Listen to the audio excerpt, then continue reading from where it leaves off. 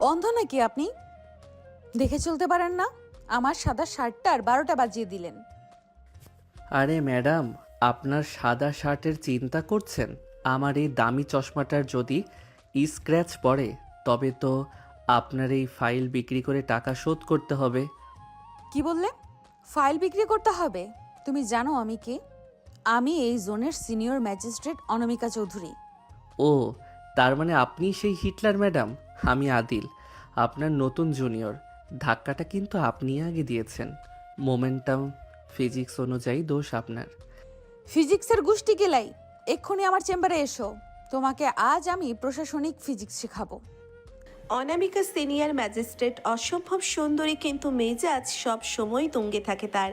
আর ওদিকে আদিল নতুন জয়েন করা জুনিয়র অফিসার, ফাজিল এবং চঞ্চল। মুখে মুখে তর্ক করা তার শখ। এই কিছুক্ষণ আগেই তিনি দ্রুত পায়ে হাঁটছিলেন। তার হাতে কফি আর কিছু ফাইল ছিল। আদিল কানে হেডফোন লাগিয়ে গান গাইতে গাইতে করিডোর দিয়ে দৌড়ে আসছিল। কর্নারে দুজনের সজোরে ধাক্কা লাগলো। অনামিকার সাদা শার্টে কফি পড়ে গেল আর আদিলের চশমা ছিটকে পড়ল। অনামিকা চিৎকার করে উঠল। আদিল চোখ কচলাতে কচলাতে জবাব দিল, কিন্তু অনামিকা রাগে কাঁপতে থাকলো। সে আদিলকে ডেকে অফিসে পাঠালো। অনামিকা নিজের চেয়ারে বসে ফুঁসছে। আদিল হেলতে দুলতে ভেতরে ঢুকলো এবং বিনা অনুমতিতে চেয়ার টেনে বসে পড়ল। বসতে বলেছি তোমাকে? সিনিয়রের রুমে ঢুকার ম্যানার শেখনি? ম্যানার দিয়ে কি পেট ভরে ম্যাডাম? অনেকক্ষণ ধরে দাঁড়িয়ে আছি, পা ব্যথা করছে।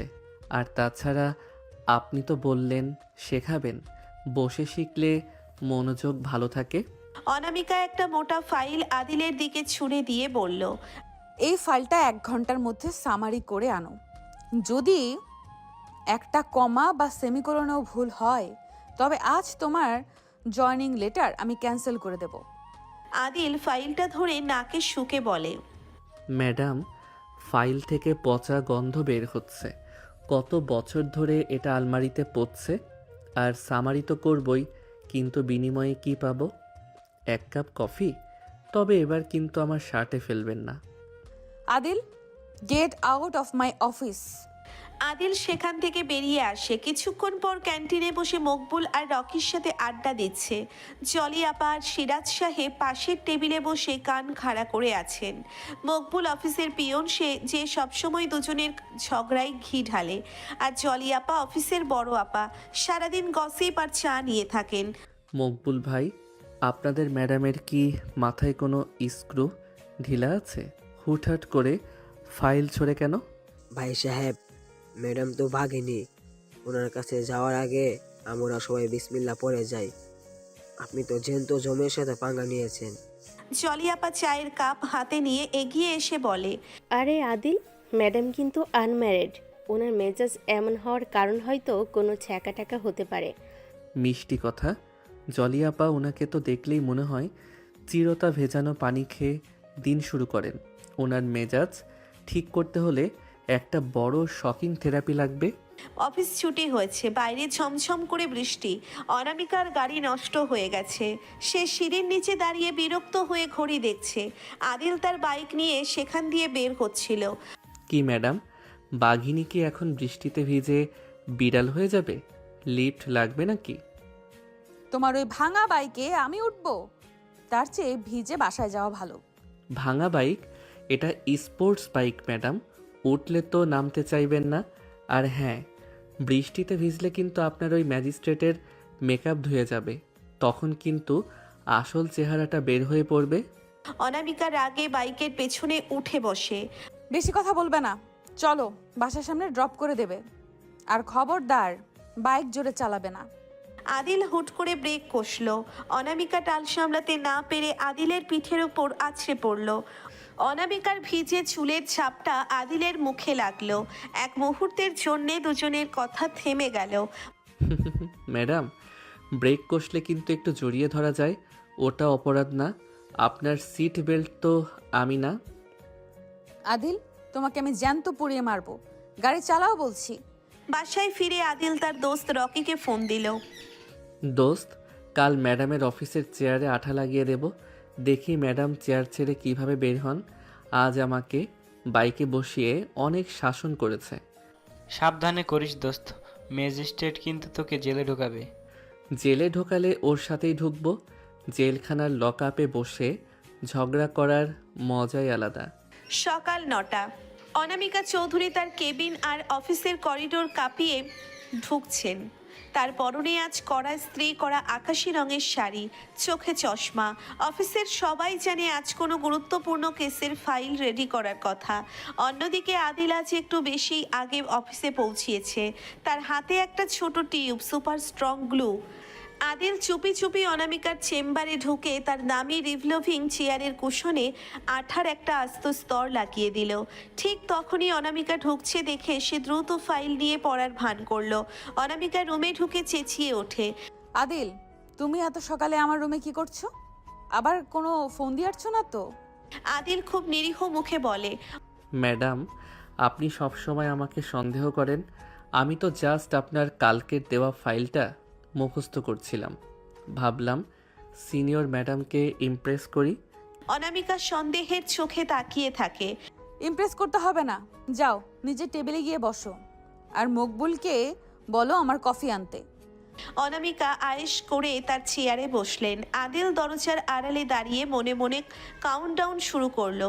5, 4, 3, 2, 1।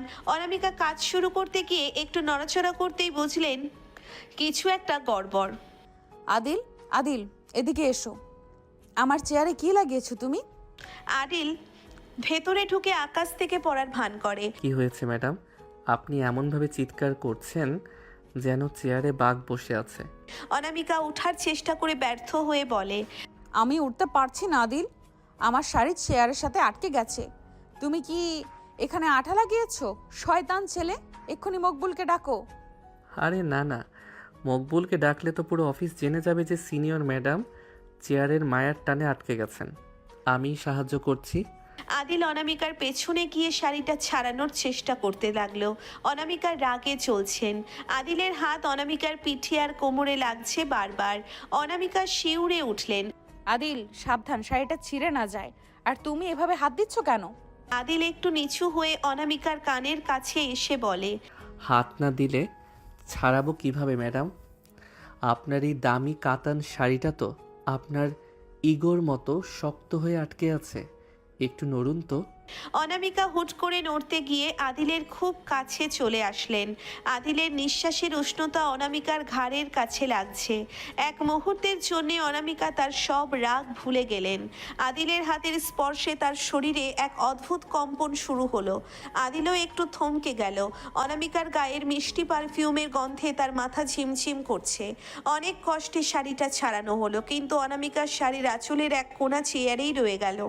অনামিকা রাগে কাঁপতে কাঁপতে ডেস্ক থেকে একটা ফাইল খুঁজতে লাগলেন, কিন্তু ফাইলটা উধাও। আদিল, আমার ইম্পর্ট্যান্ট ফাইলটা কোথায়? ওই যে নীল কভারের ফাইলটা। কোন ফাইল? ও, ওই যেটাতে আপনি কাল আমাকে বকা দিয়েছিলেন। ওটা তো আমি সিরাজ সাহেবের কাছে দিয়ে এসেছি। আপনি তো বলেছিলেন ওটা চেক করতে। মিথ্যা কথা, আমি ওটা চেক করতে বলিনি। মকবুল, মকবুল, এদিকে এসো। মকবুল হাতে ঝাড়ু নিয়ে ঘরে ঢুকলো, সাথে শাইলাও এসেছে। ম্যাম, হুকুম করেন। আদিল ভাই কি আবারও কোনো কাণ্ড করেছে? ওনার পকেট চেক করব? আরে মকবুল ভাই, ম্যাডাম ফাইল হারিয়েছেন, এখন কি আমাকে অ্যারেস্ট করবেন নাকি? ম্যাডাম, আদিল ভাইকে তো দেখলাম ফাইলটা নিয়ে করিডোরের দৌড়াতে। উনি মনে হয় ওটা কোথাও লুকিয়ে রেখেছেন। আদিল, ফাইল দাও বলছি, না হলে আমি এক্ষুনি পুলিশের এএসপিকে ফোন করব। এটা সরকারি নথি চুরির মামলা হবে। দিন না ফোন। এসপি সাহেবকে বলবো যে ম্যাডাম চেয়ারে আঠা লাগিয়ে বসে থাকেন, তাই আমি ফাইল নিয়ে সেবা করেছি। উপরে আদিল ক্যান্টিনে বসে পকোড়া খাচ্ছে। জলিয়াপা আর সিরাজ সাহেব পাশের টেবিলে বসে ফিসফিস করছেন। বুঝলেন সিরাজ সাহেব, আদিল ছোকরা কিন্তু অনামিকার পিছে ভালোই লেগেছে। আজ তো শুনলাম অনামিকার শাড়ি ছাড়াতে গিয়ে সে ম্যাডামকে জড়িয়ে ধরেছিল। আরে বলেন কি, এ তো খোল করে কাল ম্যাজিস্ট্রেট ম্যাডামকে জড়িয়ে ধরা, এর শাস্তি তো কঠিন, জেল। আরে জলিয়াপা, জড়িয়ে ধরিনি তো, জাস্ট প্রফেশনাল হেল্প করেছি। ম্যাডাম তো নড়তেই পারছিলেন না, আপনারাও না। আদিল পালা, অনামিকা ম্যাডাম তোর বাইকের চাবি সিজ করেছেন। বলছেন ওটা বাজেয়াপ্ত করা হয়েছে। কি? আমার স্বাদের বাইক? দাঁড়াও ম্যাডাম, এবার আমি তোমার লিফটে তালা না লাগালে আমার নাম আদিল না। অফিস ছুটি হওয়ার সময় অনামিকা লিফটে উঠেছেন। আদিল দৌড়ে লিফটে ঢুকলো। আদিল চায় লিফটে অনামিকার সাথে ঝগড়া করে চাবি উদ্ধার করতে, কিন্তু বিধিবাম লিফট মাঝপথে আটকে গেল। আদিল, তুমি লিফটে কেন? আর এটা থামলো কেন? আদিল লিফটের প্যানেলে ঘুষি মারতে মারতে বলে, আমি কি জানি, আপনার এই অফিসের লিফট তো আপনার মেজাজের মতো, যখন তখন বিগড়ে যায়। এখন বসে থাকুন আমার সাথে। অনামিকা অন্ধকারে ভয় পায়। আদিল, লাইট নিভে গেল কেন? আমার খুব দম বন্ধ লাগছে। আদিল, কোথাও যেও না। অনামিকা অন্ধকারে হাতড়াতে হাতড়াতে আদিলের হাত ধরে ফেললো। তার হাত কাঁপছে। আদিল বুঝলো ম্যাডাম ভয় পাচ্ছেন। সে তার রাগ ভুলে অনামিকার কাঁধে হাত রাখলো। আরে ভয় পাবেন না, আমি আছি তো। আপনি তো বাঘিনী, অন্ধকারে ভয় পান কেন? অনামিকা আদিলের বুকের সাথে মিশে গিয়ে বলে, আদিল, চুপ করো।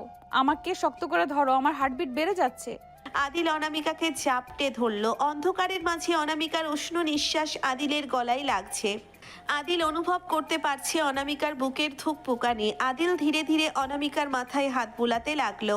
অনামিকা যেন ওই মুহূর্তে তার জুনিয়রকে নয়, বরং একজন আশ্রয়কে খুঁজে পেল। আদিল নিচু হয়ে অনামিকার কপালে একটা হালকা চুমু খেয়ে ফেলল। অনামিকা চুমুর স্পর্শে থমকে গিয়ে বলে, আদিল, তুমি এটা কি করলে? তুমি জানো এটা কত বড় অপরাধ? অন্ধকারে অপরাধ পূর্ণ দেখা যায় না ম্যাডাম, আমি তো জাস্ট আপনার ভয় কমানোর চেষ্টা করছি। ঠিক তখনই লিফট চলতে শুরু করলো আর লাইট জ্বলে উঠলো। অনামিকা চট করে আদিলকে ধাক্কা দিয়ে সরিয়ে চুল ঠিক করতে লাগলেন। তার বুক তখন লজ্জায় আপেল হয়ে আছে। রাত 11টা। আদিল বাসায় বসে নিজের বাইকের চাবির কথা ভাবছে। সে অনামিকাকে ফোন দিল। হ্যালো ম্যাডাম, আমার বাইকের চাবিটা ফেরত দেবেন, নাকি ওটা দিয়ে আপনার ঘরের তালা খুলবেন? বেয়াদব, চাবি দেব না। ওটা এখন আমার কাছে নিরাপদ। আর লিফটে যা করেছো তার জন্য কাল তোমার শোকজ লেটার রেডি থাকবে। শোকজ দেবেন? ঠিক আছে, তবে কাল থেকে আপনাকে অফিসে হেঁটে যেতে হবে, কারণ আপনার গাড়ির টায়ারের হাওয়া আমি আজ বিকালেই বের করে দিয়েছি। আদিল, আমি তোমাকে জেল খাটাবো। তুমি জানো না আমি কে? জানি তো, আপনি আমার সেই সিনিয়র ম্যাডাম, যিনি অন্ধকারে আমাকে শক্ত করে জড়িয়ে ধরেন। Good night. সকালবেলা অনামিকা ম্যাডামের মুড অফ, কারণ আদিল তার গাড়ির চাকা থেকে হাওয়া বের করে দিয়েছে। অনামিকা ঠিক করলেন আজ অফিস হবে আদিলের বাসায়। তিনি ম্যাজিস্ট্রেট পাওয়ার ব্যবহার করে আদিলের বাড়িতে হোম ইনভেস্টিগেশন করতে যাবেন। কিন্তু তিনি জানতেন না আদিলের বাসায় যাওয়া মানেই হলো মগের মল্লুকে পা রাখা। সকাল 10টা। অনামিকা তার সরকারি জিপ নিয়ে আদিলের বাড়ির সামনে হাজির, সাথে মকবুল আর সিরাজ সাহেব। অনামিকা আজ চড়া মেকআপ আর ফর্মাল স্যুট পরেছেন। আদিল তখন বারান্দায় দাঁড়িয়ে লুঙ্গি পরে আয়েশ করে দাঁত মাজছে আর রাস্তার কুকুরদের দিকে পানি ছিটাচ্ছে। অনামিকা গাড়ি থেকে নেমে, আদিল, এই অবস্থায় আপনি বারান্দায় দাঁড়িয়ে কি করছেন? আপনার কি অফিসে যাওয়ার কোনো বালাই নেই? আদিল মুখ ভর্তি ফেনা নিয়ে বলে, ওরে বাবা, আমার কুঁড়ে ঘরে আজ চাঁদের আলো নাকি ম্যাজিস্ট্রেটের টর্চ লাইট? ম্যাডাম, আপনার গাড়ি তো ঠিক হওয়ার কথা না। লিফট লাগবে নাকি আমার বাইকে? ওহো, আমার বাইকের চাবি তো আবার আপনার ব্যাগে চুরি হয়ে আছে। মুখ সামলে কথা বলো আদিল। আমি এখানে ইনভেস্টিগেশন করতে এসেছি। সরকারি চাকরিতে জয়েন করার আগে আপনার বাড়ির পরিবেশ কেমন সেটা দেখা আমার দায়িত্ব। মকবুল, সিরাজ সাহেব, ভেতরে চলুন। আসুন আসুন, তবে সাবধান ম্যাডাম, আমাদের ড্রয়িং রুমের সোফায় কিন্তু একটা স্প্রিং বের হয়ে আছে, ওটা আপনার দামি ড্রেস ছিঁড়ে ফেলতে পারে। আর সিরাজ সাহেব, আপনি ফাইল আনছেন কেন? আজ কি আমার ঘরেও সিল মারবেন? ড্রয়িং রুমে ঢুকেই অনামিকা নাক শীতকালেন। চারিদিকে আদিলের মোজা, গেঞ্জি আর আধ খাওয়া বিস্কুটের প্যাকেট ছড়িয়ে আছে। রহিম খালা ঝাড়ু নিয়ে সেখানে হাজির। এই যে বিটি, জুতা খুলে ঢুকেন। আমার গড়ে কি মগের মুলুক পাইছেন? মেলা কষ্ট কইরা গড় মুছছি। অনামিকা চোখ কপালে তুলে, আপনি কার সাথে কথা বলছেন জানেন? আমি একজন সরকারি ম্যাজিস্ট্রেট। ম্যাজিস্টার হন আর 10 জন হন, আমার জারুর নিচে সব। আদি, এই সেমবি ক্যাডারে তোর কোনো পাওনাদার নাকি? আদিল হাসতে হাসতে লুঙ্গি ঠিক করে। না খালা, উনি আমার অফিসের বস, উনি এসেছেন চেক করতে আমি ঠিকমতো গোসল করি কিনা। সিরাজ সাহেব, আপনি কি রহিমা খালার বিরুদ্ধে কোনো ধারা লিখবেন? ম্যাডাম, ধারা 353 অনুযায়ী সরকারি কাজে বাধা দেওয়ার জন্য আমরা বাধ্য নিতে পারি। অনামিকা আদিলের পড়ার টেবিলে গিয়ে বসা মাত্রই আদিল তার ব্যাগ থেকে চুপি চুপি বাইকের চাবিটা বের করে নিল। বিনিময়ে অনামিকার ব্যাগে ঢুকিয়ে দিল একটা কাঁচা মরিচ আর এক টুকরো সাবান। আদিল, এই ডায়েরিটা কিসের? এখানে আমার নাম লেখা কেন? ওটা আমার শত্রু তালিকা ম্যাডাম। 1 নম্বরে আপনার নাম। আমি প্রতিদিন ওখানে আপনার নামে একটা করে অভিশাপ লিখি। আজই লিখেছি, ম্যাডাম যেন সিঁড়ি দিয়ে উঠতে গিয়ে হিল জুতো ভেঙে পড়ে যান। অনামিকা রাগে ডায়েরিটা ছুঁড়ে মেরে বলে, বেয়াদব, তুমি জানো আমি তোমাকে এক্ষুনি সাসপেন্ড করতে পারি। পারবেন না, কারণ আমি আপনার সব পেন্ডিং ফাইল ড্রেনের নিচে লুকিয়ে রেখেছি। আমাকে সাসপেন্ড করলে ওই ফাইল আর খুঁজে পাবেন না। তখন কিন্তু ডিসি সাহেব আপনার প্রমোশন আটকে দেবেন। অনামিকা আদিলের কলার চেপে ধরে। ফাইল কোথায় আদিল? এক্ষুনি বলো। কলার ছাড়লে বলবো। আর আপনি কি জানেন, আপনার রাগলে নাকটা ঠিক লাল টমেটোর মতো হয়ে যায়, দেখতে খুব ফানি লাগে। অনামিকা আদিলকে জোর করে রান্নাঘরে নিয়ে গেলেন। তিনি দেখতে চান আদিল নিজে রান্না করে কিনা। সেখানে বিকাশ বসে চা খাচ্ছিলেন। অনামিকাকে দেখে তিনি ভয়ে বিষম খেলেন। ম্যাডাম, আপনি আদিলের ঘরে? ও কি কোনো ক্রাইম করেছে? প্লিজ ওকে অ্যারেস্ট করবেন না। আমাদের বংশের একটাই তো সরকারি চাকরি। আরে ভাই, ম্যাডাম এসেছেন আমাকে রান্না শেখাতে। ম্যাডাম, এই আলুগুলো একটু কেটে দেন তো। আমার প্রেসার কুকারটা আবার সিটি দেয় না, একটু চেক করবেন? আমি কি এখানে আলু কাটতে এসেছি? আদিল, তুমি সীমানা ছাড়াচ্ছ। মকবুল, ওকে হ্যান্ডক্রাফট পড়াও। ম্যাম, আমি তো হ্যান্ডকাপ আনতে ভুলে গেছি। দড়ি আছে, ওটা দিয়ে কি ভাইয়াকে গাছের সাথে বেঁধে রাখবো? দড়ি দিয়ে বাঁধলে কিন্তু ম্যাডামকেও সাথে বাঁধতে হবে, কারণ উনি আমাকে ছাড়া এক মুহূর্ত থাকতে পারেন না। আজ সকালেই তো আমার বাসায় চলে এসেছেন। অনামিকা রাগ করে বের হয়ে যাওয়ার সময় ব্যাগ খুললেন ফোন বের করতে। ফোন বের করতে গিয়ে হাতে উঠে এলো সেই কাঁচা মরিচ আর সাবান। ড্রয়িং রুমে তখন চলিয়াপা আর শাইলাও হাজির হয়েছে। তারা গসিপের খোঁজে পিছু নিয়েছিল। আপনার ব্যাগে সাবধান। আর মরিচ কেন? আপনি কি আদিল ভাইয়ের বাসায় গোসল করতে আর ঝালমুড়ি খেতে এসেছেন? ওমা, অনামিকা, তুমি তো আগে বলতে পারতে। আদিল তোমার পছন্দ তো। বেশ ঝাল দেখছি। অনামিকা লজ্জায় আর রাগে পাথর হয়ে বলে, আদিল চৌধুরী, এটা কি তোমার কাজ? আদিল, আপনার ল্যাপটপের পাসওয়ার্ড কি? আদিল বাইকের চাবিটা নাচাতে নাচাতে বলে, সাবান দিয়ে মুখ ধুয়ে নিন ম্যাডাম, আপনার রাগটা একটু পরিষ্কার হবে। আর মরিচটা খেয়ে দেখুন, ওটা আপনার মেজাজের চেয়েও বেশি ঝাল। বাই বাই ম্যাডাম, আমি চললাম অফিসে। আদিল ঝড়ের বেগে বাইক নিয়ে স্টার্ট দিল। অনামিকা তার জিপের চাকা পাংচার হওয়া অবস্থায় সেখানেই দাঁড়িয়ে রইলেন। সিরাজ সাহেব আর মকবুল তখন রহিমা খালার ঝাড়ুর ভয়ে কোণঠাসা। রাত 12টা। আদিল আর রকি ছাদে বসে আড্ডা দিচ্ছে। দোস্ত, কাল কিন্তু ম্যাডাম তোকে অফিসে জ্যান্ত পুঁতে ফেলবে। সাবান আর মরিচ দেওয়াটা কিন্তু একটু বেশি হয়ে গেছে। আরে না, কাল আমি অফিসে গিয়ে বলবো ম্যাডাম আমার চাবি চুরি করেছিলেন, তাই আমি ওনার ব্যাগে ওগুলো রেখেছি। কাল আমি ওনার ল্যাপটপের পাসওয়ার্ড চেঞ্জ করে দেব।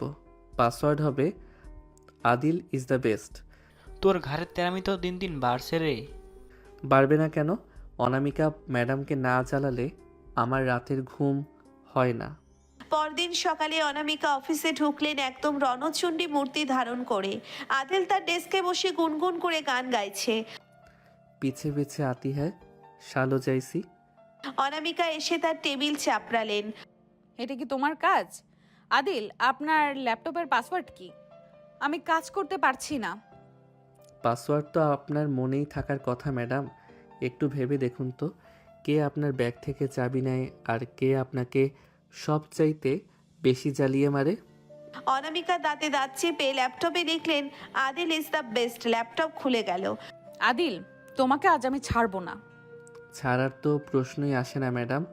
আমি তো আপনার সরকারি পার্সোনাল টর্চারার। সকালবেলা অনামিকা ম্যাডামের মুড কালকে সেই মরিচ সাবান বিভ্রান্তের পর থেকেই থমথমে। তিনি ডিক্লেয়ার করেছেন আদিলকে দিয়ে আজ অফিসের সবচেয়ে কঠিন কাজটা করাবেন।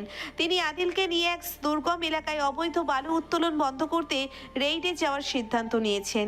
কিন্তু আদিল কি আর সহজে ছাড়ার পাত্র? অফিসের জিপের সামনে অনামিকা, পেছনে আদিল আর মকবুল। অনামিকা চোখে সানগ্লাস লাগিয়ে খুব গাম্ভীর্য নিয়ে বসে আছেন। আদিল পেছনের সিটে বসে উচ্চস্বরে পপকর্ন চিবুচ্ছে। আদিল, আপনার কি কোনো ভদ্রতা নেই? গাড়ির ভেতরে এইভাবে আওয়াজ করে পপকর্ন খাচ্ছেন কেন? এটা সরকারি গাড়ি, সিনেমা হল না। ম্যাডাম, সকাল থেকে না খেয়ে আপনার রেইডে এসেছি, এখন কি খিদেও পাবে না? আর আপনি তো সানগ্লাস পরে এমন ভাব করছেন যেন হলিউডের কোনো মুভি শ্যুট করতে যাচ্ছেন। রোদের মধ্যে তো আপনার ওই দামি লিপস্টিক গলে যাবে, তখন কিন্তু আপনাকে ড্রাকুলা লাগবে। অনামিকা সানগ্লাস খুলে তেরে তাকিয়ে বলে, আদিল চৌধুরী, মুখ সামলে। আপনাকে আজ আমি বালুর ট্রাকে তুলে পুরো জেলা ঘোরাবো, দেখবেন তখন কেমন লাগে। ট্রাকে চললে তো ভালোই হয়, ছোটবেলায় অনেক শখ ছিল ট্রাকে চড়ার। সিরাজ সাহেব, আপনি কি সাথে দড়ি আনছেন? ম্যাডামকে ট্রাকের সাথে বেঁধে রাখতে হবে, নতুবা উনি তো ভয়ে মাঝপথে লাফ দেবেন। আদিল সাহেব, আইনের ধারা 198 অনুযায়ী সরকারি কর্মচারীকে ভয় দেখানো দণ্ডনীয় অপরাধ। চুপচাপ বসে থাকুন। রেড স্পটে পৌঁছে দেখা গেল চারদিকে কাদা আর বড় বড় গর্ত। অবৈধ বালু ব্যবসায়ীরা ম্যাজিস্ট্রেট দেখে পালিয়েছে। অনামিকা গাড়ি থেকে নেমে খুব সাবধানে হাঁটছেন যেন তার ড্রেসে কাদা না লাগে। আদিল ঠিক তার পাশ দিয়ে লাফিয়ে লাফিয়ে হাঁটছে। ম্যাডাম, সাবধানে, এই কাদার গভীরতা কিন্তু আপনার ইগোর চেয়েও বেশি।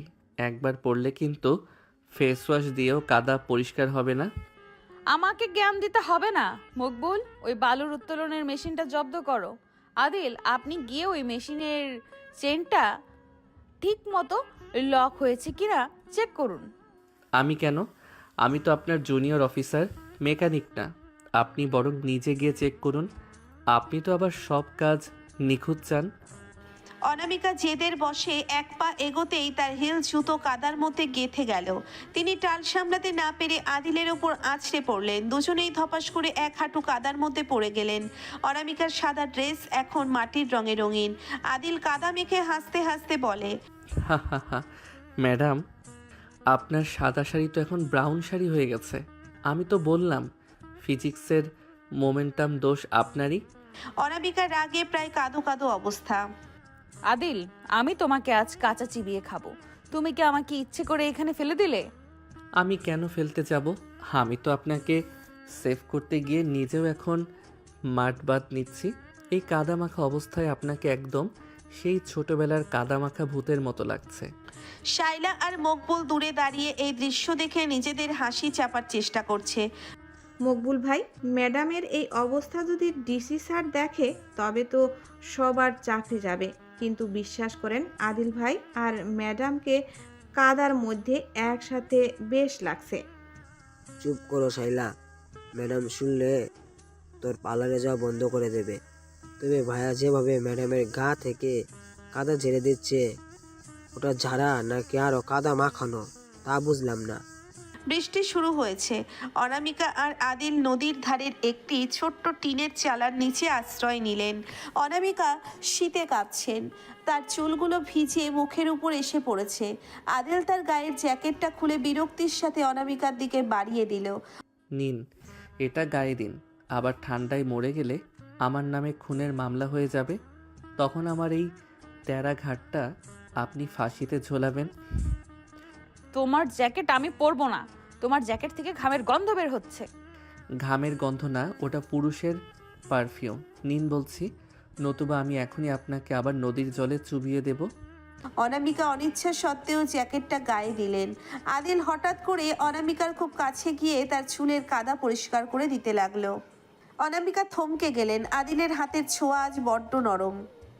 আদিল অনামিকার একদম চোখে চোখ রেখে কথা বলছে। ঝগড়া তো অনেক করলেন ম্যাডাম, কিন্তু আজ এই অবস্থায় আপনার ওই ম্যাজিস্ট্রেট ভাবটা কোথায় গেল? এখন তো আপনি জাস্ট একটা ভেজা বিড়াল। আদিল, সরো এখান থেকে, তুমি বেশি বাড়াবাড়ি করছো। বাড়াবাড়ি আমি করি না ম্যাডাম, আপনি আমার তেরামি উস্কে দেন।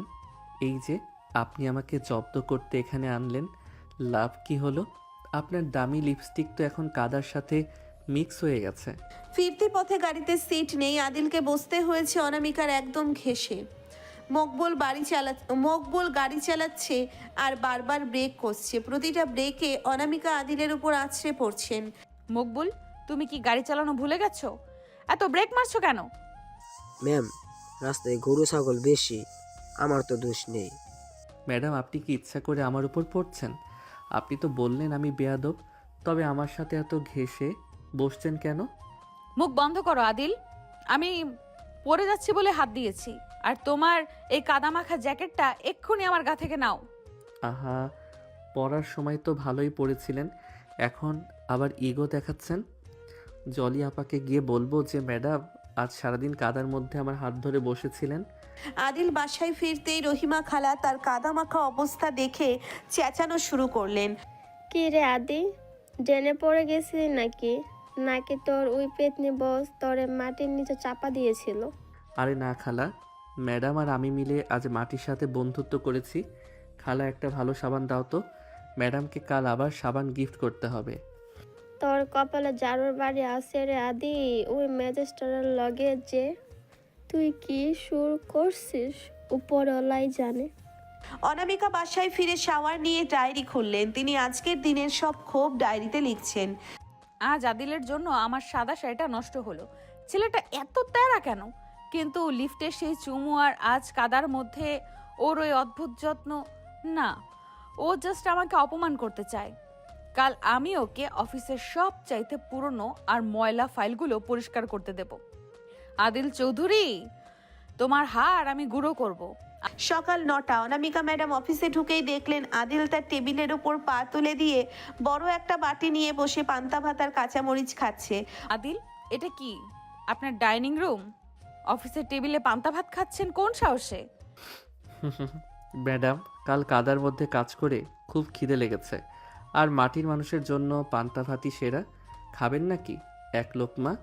কাঁচা মরিচটা আপনার মেজাজের মতোই করা। আজ আপনাকে দিয়ে আমি পুরো অফিসের স্টোর রুম পরিষ্কার করাবো। সিরাজ সাহেব, আজ কোনো কাজ নেই, শুধু আদিলের শাস্তি হবে। Store room? ওটা তো ভূতের বাড়ি। ঠিক আছে ম্যাডাম, আমি স্টোর রুম পরিষ্কার করব, কিন্তু আপনাকেও সাথে থাকতে হবে, কারণ ভূতেরা তো আবার একা একা ভয় পায়। অনামিকা রেগে চলে যায়। কিছুক্ষণ পর অফিসের পরিবেশ বেশ থমথমে। অনামিকা ম্যাডাম তার কেবিনে পায়চারি করছেন। হঠাৎ তিনি আদিলকে ভেতরে ডাকলেন। আদিল ভাবছিল আবার কোনো বকা খাবে, কিন্তু অনামিকার মুখ আজ অন্যরকম, রহস্যময়। অনামিকার কেবিন পর্দা টানা। আদিল এক হাতে ফাইল আর অন্য হাতে একটি আপেল নিয়ে দাঁড়িয়ে আছে। আদিল শোনো, এটা কোনো গোপন ইনভেস্টিগেশন করতে হবে। একটা গোপন ইনভেস্টিগেশন করতে হবে, বাইরের কেউ যেন না যায়। আমাদের স্টোররুমে একটা ফাইল আছে, নাম তৌরিক তালুকদার। এই ফাইলটা আমার আজকেই চাই। তৌকির তালুকদার? এইটা আবার কে? আপনার কোনো প্রাক্তন প্রেমিক নাকি? ম্যাডাম, জলিয়াপা জানলে তো আপনার চাকরি নট। ফালতু কথা বলবেন না আদিল। তৌরিক তালুকদার একজন বড় দুর্নীতিবাজ ব্যবসায়ী। ওর বিরুদ্ধে কিছু গোপন নথি ওই স্টোররুমের স্তূপের মধ্যে চাপা পড়ে আছে। আমাকে ওটা উদ্ধার করতে হবে। ও, তার মানে আপনি জেমস বন্ড হতে চাইছেন? ঠিক আছে, আমি যাচ্ছি, কিন্তু বিনিময়ে আমাকে 3 দিন ছুটি দিতে হবে, আর আমার বাইকের জরিমানা মাফ করতে হবে। আগে ফাইল খুঁজে আনো, তারপর বিবেচনা করা যাবে। যাও। অফিসের একদম শেষ মাথায় সেই স্টোর রুম। ধুলোবালি, মাকড়সার চাল আর পুরনো ফাইলের পাহাড়। আদিল একটা টর্চ নিয়ে ভেতরে ঢুকলো। চারিদিকে অদ্ভুত নিস্তব্ধতা। আদিল মনের সুখে গান গাইছে আর পা দিয়ে পুরনো কাগজ ছড়াচ্ছে। তৌকির ভাই, ও তৌকির ভাই, কই লুকাইছো? তোমার ম্যাডাম তোমারে ডাকে। হঠাৎ রুমের কোনায় একটা দীর্ঘ ছায়া নড়ে উঠল। আদিলের বুকের ধুকপুকানি বেড়ে গেল। সে টর্চটা সেই দিকে ফেলতেই দেখলো একটা সাদা মতো কিছু একটা নড়ছে। আদিল আর সহ্য করতে পারল না। আদিল গগনবিদারী চিৎকার দিয়ে ওঠে। ওরে বাবারে, ভূত ভূত, আমাকে বাঁচাও! তৌকির তালুকদার ভূত হয়ে ফিরে এসেছে। আদিল দৌড় দিতে গিয়ে একটা ফাইলের তাকের উপর পড়তে লাগলো। ঠিক তখনই সেই ছায়াটা তাকে চাপটে ধরলো। চুপ করো গাধা, আমি ভূত নই, আমি অনামিকা। ম্যাডাম, আপনি এখানে সাদা ওড়না পরে দাঁড়িয়ে আছেন কেন? আমাকে কি মারতে চান? আরে বলো দামি, তোমাকে একা ভরসা করতে পারলাম না, তাই নিজেই এলাম। আর ওড়না দিয়ে মুখ ঢেকেছি যেন ধুলো না ঢোকে। এত বড় পালোয়ান একটা ছায়া দেখে চিৎকার করো? ছায়া না ম্যাডাম, আপনি অন্ধকারে যেভাবে দাঁড়িয়েছিলেন আপনাকে তো ভূতের চেয়েও ভয়ঙ্কর লাগছিল। আমার হার্ট তো এখন পেটের মধ্যে চলে গেছে। হয়েছে, এবার কাজ করো। দুজনে মিলে ধুলো মাখা স্তূপের মধ্যে ফাইল খুঁজছে। জায়গাটা খুব সংকীর্ণ। অনামিকা একটা বাস্কের ওপর ঝুঁকে পড়লেন, আদিল তার পাশেই। অনামিকার হাতের ছোঁয়া মাঝে মধ্যে আদিলের হাতে লাগছে। আদিল, এই হলুদ কভারের ফাইলটা দেখো তো। না, এটা না। উফ, এত ধুলো কেন এখানে? ম্যাডাম, আপনি কেন আসছেন? এখন তো আপনার নাকে ধুলো ঢুকে হাঁচি আসবে, আর হাঁচি দিলে কিন্তু আপনার ওই কড়া ইমেজ একদম শেষ হয়ে যাবে। আহ, বক বক করো না তো। এই তো পেয়েছি মনে হয়, টি সিরিজের বক্স, তৌরিক তালুকদার। অনামিকা উচ্ছ্বাসে ফাইলটা টান দিতে গিয়ে ভারসাম্য হারিয়ে আদিলের ওপর পড়ে গেলেন। আদিল তাকে ধরে ফেললো। চারদিকে স্তূপ করা ফাইলের মাঝে তারা দুজন খুব কাছাকাছি। অনামিকার চোখের কাজল কিছুটা লেপ্টে গেছে, চুলে মাকড়সার জাল। আদিল নিজের হাত বাড়িয়ে অনামিকার চুল থেকে জালটা ছড়িয়ে নিল। ম্যাডাম, ফাইল তো পেলেন, কিন্তু এখন তো আপনাকে জ্যান্ত মাকড়সা মনে হচ্ছে। একটু সাবধানে। আদিল, তুমি কি সবসময় এমন তেরা কথা না বলে থাকতে পারো না? হঠাৎ করে বাইরে থেকে একটা ভারী শব্দ শোনা গেল। খটাস। কেউ একজন স্টোররুমে দরজা টেনে বাইরে থেকে তালা দিয়ে দিয়েছে। মকবুল ভাবছিল স্টোররুম খোলা পড়ে আছে, তাই সে তালা দিয়ে চাবি নিয়ে চলে গেছে। অনামিকা দরজার দিকে ছুটে গিয়ে বলে, এই কে? দরজা খোলো। মকবুল, শায়লা, কেউ আছো? আদিল দরজা ধাক্কিয়ে বলে, ওরে ভাই, ভেতরে আমরা আছি। তালা মারলি কেন রে বলত? ম্যাডাম, আমরা তো এখন ট্র্যাপে পড়ে গেলাম। অনামিকা মাথায় হাত দিয়ে বসে পড়ে। সর্বনাশ, কেউ যদি জানতে পারে আমি আর তুমি এই অন্ধকার স্টোর রুমে তালাবদ্ধ, তবে কালকের খবরের কাগজের হেডলাইন হবে ম্যাজিস্ট্রেটের গোপন store room dating. Dating? Madam, আপনার সাথে ডেটিং করার চেয়ে আমি জেলখানায় থাকা ভালো মনে করি। এখানে তো নিঃশ্বাস নেওয়ার জায়গা নেই, তার উপর আপনি আবার আমার উপর ঝগড়া করছেন। আমি ঝগড়া করছি? তুমি কেন জোরে চিৎকার করলে? তোমার চিৎকারের কারণেই কেউ হয়তো ভয় পেয়ে তালা দিয়েই দিয়েছে। আমার দোষ? আপনি ভূত সেজে দাঁড়িয়েছিলেন কেন? আপনি তো সব নষ্টের মূল। এখন আপনার এই ম্যাজিস্ট্রেট পাওয়ার দিয়ে দরজা ভাঙুন। রুমের ভেতরে গরম বাড়ছে। আদিল তার শার্টের বোতাম খুলে ফেলল। অনামিকা ঘামছেন। আদিল, শার্টের বোতাম লাগাও। এটা কি তোমার শোবার ঘর? ম্যাডাম, গরমে মরে যাচ্ছি। আপনি কি চান আমি এখানে সেদ্ধ হয়ে যাই? আর এই অন্ধকারে আপনি কি আমার সিক্স প্যাক দেখছেন নাকি? আমি তো জানতাম আপনি শুধু ফাইলে নজর দেন। অনামিকা রাগে একটা ফাইল ছুঁড়ে মেরে বলল, চুপ করো তেরা ছেলে, তোমার সিক্স প্যাক দেখার রুচি আমার নেই। এখন ভাবো এখান থেকে বের হব কিভাবে? আমার ফোনে কোনো নেটওয়ার্ক নেই। আমার ফোনেও নেই। স্টোর রুমের দেয়াল তো কংক্রিটের। এখন আমাদের ভাগ্য ওই মকবুলের হাতে। সে যদি কাল সকালে ঝাড়ু দিতে আসে তবেই মুক্তি। কাল সকাল? আমি কি সারা রাত এখানে তোমার ওই পচা জোক শুনে কাটাবো? উপায় নেই ম্যাডাম, এক কাজ করুন, এই পুরনো ফাইলের উপর বসে পড়ুন। আমরা বরং তৌকির তালুকদারের গল্প পড়ি। দেখি আপনার পছন্দের এই লোকটা কত বড় চোর ছিল। বাইরে মকবুল আর শাইলা কথা বলছে। শাইলা, ম্যাডামকে অনেকক্ষণ ধরে দেখছি না, গাড়িতে বাইরেই দাঁড়িয়ে আছে। হয়তো আদিল ভাইয়ের সাথে কোনো গোপন অভিযানে গেছেন। জলিয়াপা বলছে তারা নাকি নদীর পাড়ে রেড দিতে গেছে। আরে না, আমি তো দেখলাম তারা সিঁড়ি দিয়ে পেছনের দিকে গেল। কিছু একটা তো অবশ্যই ডালমে কালা হে। সবাই কাজে মন দাও। ম্যাজিস্ট্রেট ম্যাডাম কোথায় আছেন তা আমাদের জানার দরকার নেই। রাত গভীর হচ্ছে। অনামিকা খিদের চোটে ক্লান্ত। আদিল তার পকেট থেকে একটা বিস্কুটের প্যাকেট বের করলো, যেটা সে সব সময় সাথে রাখে। নিন ম্যাডাম, অর্ধেক আপনি খান। যদিও আপনার আভিজাত্যে হয়তো এই 10 টাকার বিস্কুট সইবে না। অনামিকা বিস্কুটটা নিয়ে কামড় দিয়ে বলে, ধন্যবাদ আদিল। তুমি আসলে এত তেরামি কেন করো? একটু কি ভদ্রভাবে চলা যায় না? ম্যাডাম, দুনিয়াটা তেরা। আপনি সোজা পথে চলতে গিয়ে সবার কাছে হিটলার হয়েছেন। আমি তেরা পথে চলে অন্তত মানুষের হাসিটা তো দেখি। আপনি কি শেষ কবে প্রাণ খুলে হেসেছেন মনে আছে? হাসি? আমার প্রফেশনে হাসি মানেই হলো দুর্বলতা। ভুল ধারণা। হাসি মানেই হলো শক্তি। এই যে এখন আমরা মরতে বসেছি, তবু দেখুন আমি আপনার সাথে ফাইজলামি করছি। এটা না করলে তো আপনি এতক্ষণে অজ্ঞান হয়ে যেতেন।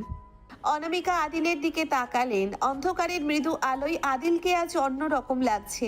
আদিল হঠাৎ অনামিকার কাঁধে মাথা রেখে বলল, ম্যাডাম একটু ঘুমিয়ে নিন, আমি পাহারা দিচ্ছি। কোনো ইঁদুর বা ভূত আসলে আমি লাথি মেরে তাড়িয়ে দেব। ছেলেটা অসহ্য, কিন্তু এই মুহূর্তে কেন জানি ওর উপর রাগটা আর কাজ করছে না। কি? কিছু না। রাত তখন আনুমানিক 2টা। অফিসের করিডোরে একটা মশা ওড়ারও শব্দ নেই, কিন্তু স্টোররুমের ভেতরে চলছে দুই তেরা প্রাণীর অস্তিত্বের লড়াই। অনামিকা ম্যাডাম ক্ষুধার্ত এবং ক্লান্ত, আর আদিলের তার স্বভাবজাত ফাজলামি দিয়ে পরিস্থিতি আরো গরম করে তুলছে। অনামিকা একটা পুরনো ফাইলের বক্সের ওপর বসে আছেন। আদিল মোবাইলের ফ্ল্যাশ জ্বালিয়ে মাকড়সা মারার চেষ্টা করছে। আদিল, আমি আর পারছি না, আমার ভীষণ খিদে পেয়েছে। তোমার পকেটে কি আর কোনো বিস্কুট আছে?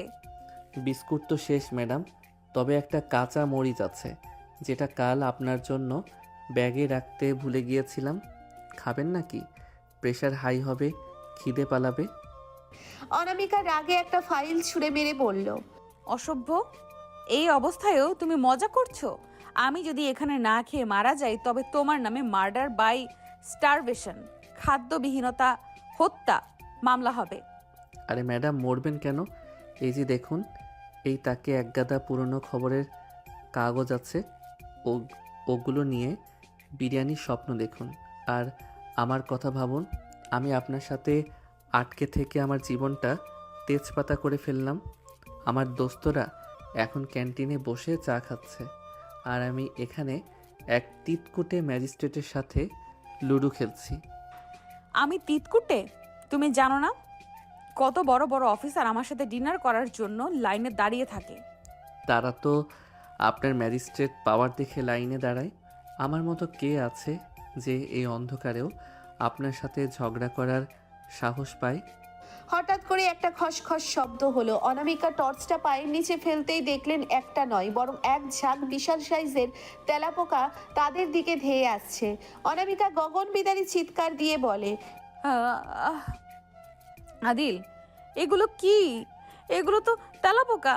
ওরে বাবারে, আমাকে বাঁচাও। আরে ম্যাডাম, আপনি তো বাঘিনী, তেলাপোকা দেখে ভয় পাচ্ছেন কেন? ওগুলো তো জাস্ট আপনার জুনিয়র অফিসার সালাম দিতে আসছে। ঠিক তখনই একটা তেলাপোকা অনামিকার শাড়ির ওপর দিয়ে ওড়ার চেষ্টা করলো। অনামিকা হিতাহিত জ্ঞান হারিয়ে এক লাফে আদিলের ওপর গিয়ে পড়লেন এবং আদিলকে শক্ত করে জড়িয়ে ধরলেন। আদিল ভারসাম্য সামলাতে না পেরে পেছনের ফাইলের স্তূপের উপর আছড়ে পড়ল। অনামিকা তার বুকের ওপর। অনামিকা আদিলের শার্ট খামচে ধরে। অনামিকা আদিলের বুকের ভেতর মুখ লুকিয়ে থরথর করে কাঁপছেন। আদিল, সরাও ওটাকে, আমার গায়ে উঠছে। প্লিজ আমাকে বাঁচাও। আরে ম্যাডাম শান্ত হন, আমি তো আছি। তেলাপোকা কি আর আপনার মতো ডেঞ্জারাস? তার চোখের জল আদিলের শার্ট ভিজিয়ে দিচ্ছে। আদিল বুঝতে পারলো এই চাঁদরেল নারী আসলে ভেতরে ভেতরে কতটা নরম। আদিল তার হাত বাড়িয়ে অনামিকাকে আগলে ধরলো। রুমের ভেতরে তাপমাত্রা যেন হঠাৎ বেড়ে গেল। তেলাপোকাগুলো চলে গেছে, কিন্তু অনামিকা আদিলকে ছাড়ছেন না। আদিল অনুভব করতে পারছে অনামিকার হৃদস্পন্দন। সে ধীরে ধীরে অনামিকার চিবুক ধরে মুখটা উপরে তুলল। টর্চের মৃদু আলোয় অনামিকার ভেজা চোখ আর অগোছালো চুলগুলো এক মায়াবী রূপ ধারণ করেছে। ম্যাডাম আপনার ভয় কি চলে গেছে, নাকি আমাকে সিজ করার নতুন কোনো পরিকল্পনা করছেন? তুমি সবসময় এমন দুষ্টুমি কেন করো আদিল? আমাকে কেন এত জ্বালাও? না জ্বালালে কি আর আপনি আমাকে এভাবে জড়িয়ে ধরতেন? আপনার এই ম্যাজিস্ট্রেট গিরি যখন ধুলোয় মিশে যায়, তখন আপনাকে একদম ছোট বাচ্চার মতো লাগে। আদিল অনামিকার গালে হাত রাখলো। অনামিকা এবার আর বাধা দিলেন না। আদিল ধীরে ধীরে অনামিকার কপালে একটা দীর্ঘ চুমু আঁকলো। অনামিকা চোখ বুজে নিলেন। আদিলের অন্য হাতটা অনামিকার কোমরে শক্ত হয়ে বসলো। অনামিকার শাড়ির আঁচলটা ধুলোমাখা মেঝের ওপর লুটোপুটি খাচ্ছে। আদিল অনামিকার কানের কাছে ফিসফিস করে বলল, আজ এই অন্ধকার রুমে কোনো সিনিয়র জুনিয়র নেই, আজ শুধু আপনি আর আমি। আদিল অনামিকার ঠোঁটের খুব কাছে নিজের ঠোঁট নিয়ে এলো। অনামিকা তার হাত দিয়ে আদিলের চুলগুলো আঁকড়ে ধরলেন। দীর্ঘ কয়েক মিনিট ধরে সেখানে এক নিবিড় রোম্যান্স চলল। ধুলোমাখা স্টোর রুমটি যেন মুহূর্তের জন্য এক রাজপ্রাসাদে পরিণত হলো। অনামিকা তার সমস্ত ইগো বিসর্জন দিয়ে আদিলের বাহুডোরে নিজেকে সঁপে দিলেন। রাত শেষে তখন ভোর হতে চলেছে। দুজনেই খুব ক্লান্ত। আদিল পুরনো ফাইলের গাদাগুলো গুছিয়ে একটা বিছানার মতো তৈরি করলো। নিন ম্যাডাম, আপনার ভিআইপি বেড রেডি। ঘুমিয়ে পড়ুন, আমি পাশে বসে পাহারা দিচ্ছি। না, তুমিও বসো, একা থাকতে ভয় লাগছে। আদিল অনামিকার পাশে বসলো। অনামিকা আদিলের কাঁধে মাথা রাখলেন। আদিল অনামিকার হাতটা নিজের হাতের মুঠোয় নিয়ে নিল। কিছুক্ষণ পরেই দুজনে গভীর ঘুমে তলিয়ে গেলেন। ধুলোবালির মাঝে তৌকির তালুকদারের ফাইলের ওপর মাথা রেখে দুই চিরশত্রু আজ এক অদ্ভুত শান্তিতে ঘুমাচ্ছে। ভোর 5টা। মকবুল তার ঝাড়ু নিয়ে স্টোররুমে দরজার সামনে হাজির। সে তালা খোলার সাথে সাথেই ভেতরের দৃশ্য দেখে তার ঝাড়ু হাত থেকে পড়ে গেল। সিরাজ সাহেব আর জলি আপাও তখন অফিসে পৌঁছে গেছেন এবং কৌতূহল বশত সেখানে উকি দিলেন। ওরে আল্লাহ রে, এ আমি কি দেখছি? ম্যাডাম আর আদিল ভাই একসাথে ফাইলের উপর শুয়ে আছে। আমি তো জানতামই ওদের মধ্যে কিছু একটা লটপট চলছে। দেখো সিরাজ সাহেব, আদিল তো ম্যাডামের হাত ধরে আছে। বাইরের চেঁচামেচিতে আদিলের ঘুম ভেঙে গেল। সে চোখ মেলেই দেখলো অনামিকা তার বুকের উপর মাথা রেখে ঘুমাচ্ছে। আদিল চমকে উঠে অনামিকাকে ধাক্কা দিয়ে সরিয়ে দিল। ওরে বাবা ম্যাডাম ওঠেন, আমরা তো এক্সপোজ হয়ে গেছি। অনামিকা ধরপড় করে উঠে বসে চুল ঠিক করতে করতে বলে, কি হয়েছে?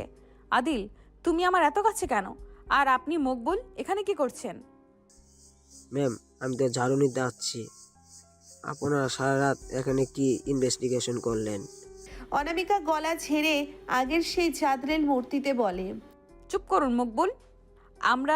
আমরা তৌরিক তালুকদারের ফাইল খুঁজছিলাম। ফাইল খুঁজতে খুঁজতে ক্লান্ত হয়ে জাস্ট একটু চোখ বন্ধ করেছিলাম।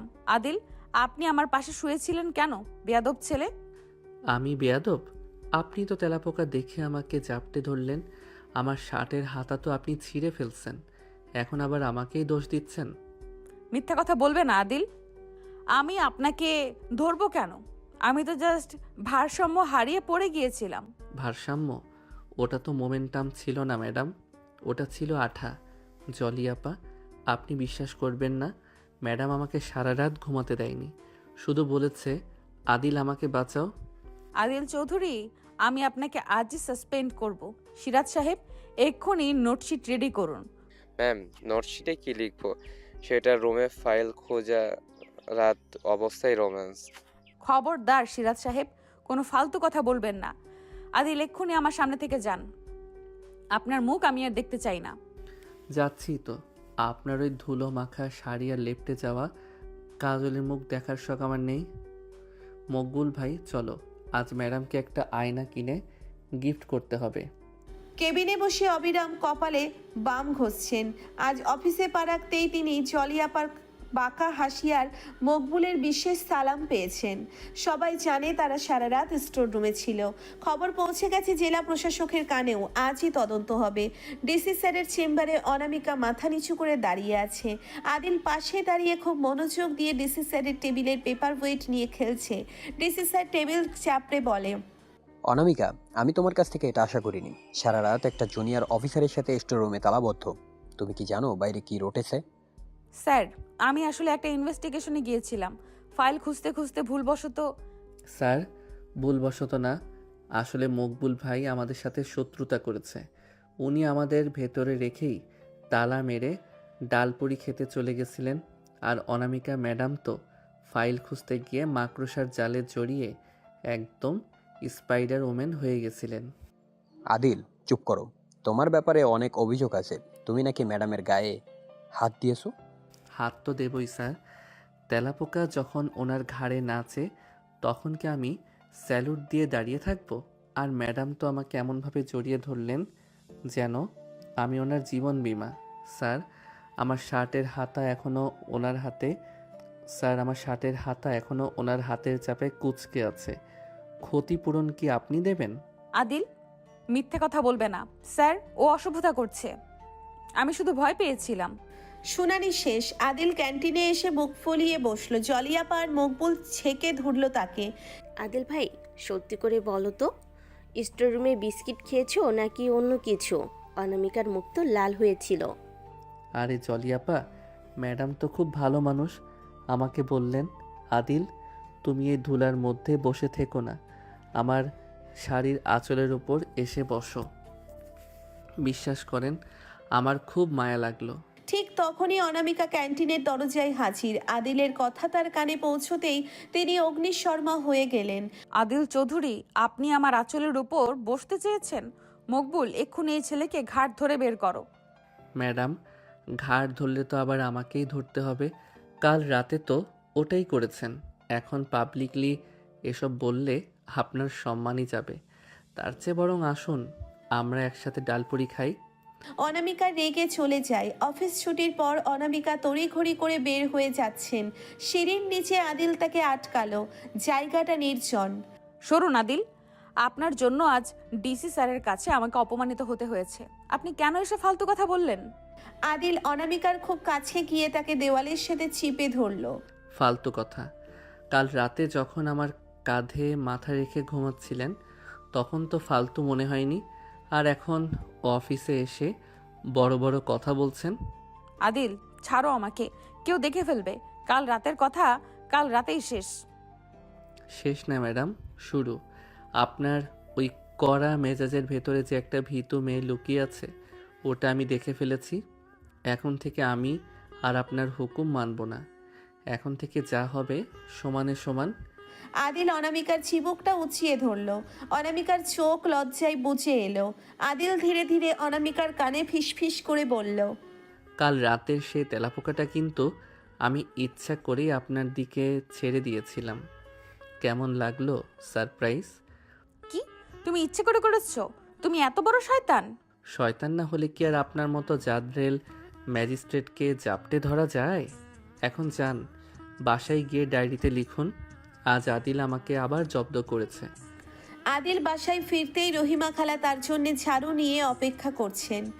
কি রে আদি, শুনলাম তুই নাকি বড় বিড়ির লগে স্টোর রুমে রাত কাটাইছিস? মহল্লার মানুষ তো চিচি করছে। আরে খালা, ছিছি করার কি আছে? আমরা তো আর চুরি করি নাই, আমরা তৌকির তালুকদারের ফাইল খুঁজছি। খালা, তুমি কাল ওই ম্যাডাম রে আমার হাতের এক বাটি ভর্তা পাঠাইবা, ওনার মুখ খুব তিতা হয়ে আছে। বত্তা নাই, তোরে আমি বিষ খাওয়ামু। তুই ওই বিড়ির পিছনে লাগছিস কেন? লাগতি না খালা, কিন্তু উনি যখন রাগ করে না ওনার গাল দুইটা একদম টমেটোর মতো লাল হয়, দেখতে খুব মজা লাগে। পরদিন সকালে অনামিকা ফাইল খুলতেই দেখলেন ভেতরের সব পেপারে বড় বড় করে লেখা তেলাপোকা জিন্দাবাদ। সিরাজ সাহেব ফাইলটা নিয়ে অনামিকার কাছে এলেন। এ ফাইলে তো কোনো রিপোর্ট নেই, শুধু তেলাপোকার জায়গা রেখা। এটা কি আদিল সাহেবের কাজ?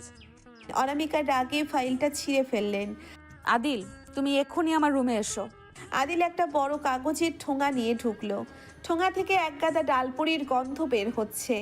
ম্যাডাম চিল্লাবেন না, ডালপুরি আনছি। ফাইলে কি লেখা আছে ওটা বাদ দিন, ডালপুরির ঝালটা দেখুন, আপনার মেজাজের চেয়েও কড়া। আমি ডালপুরি খাবো না। তুমি কেন ফাইলে ওসব লিখেছো? লিখেছি যাতে আপনার কাল রাতের কথা মনে পড়ে। তেলাপোকা না থাকলে তো আমরা আজও সিনিয়র জুনিয়র থাকতাম, এখন তো আমরা ক্রাইম পার্টনার। ম্যাম, সর্বনাশ!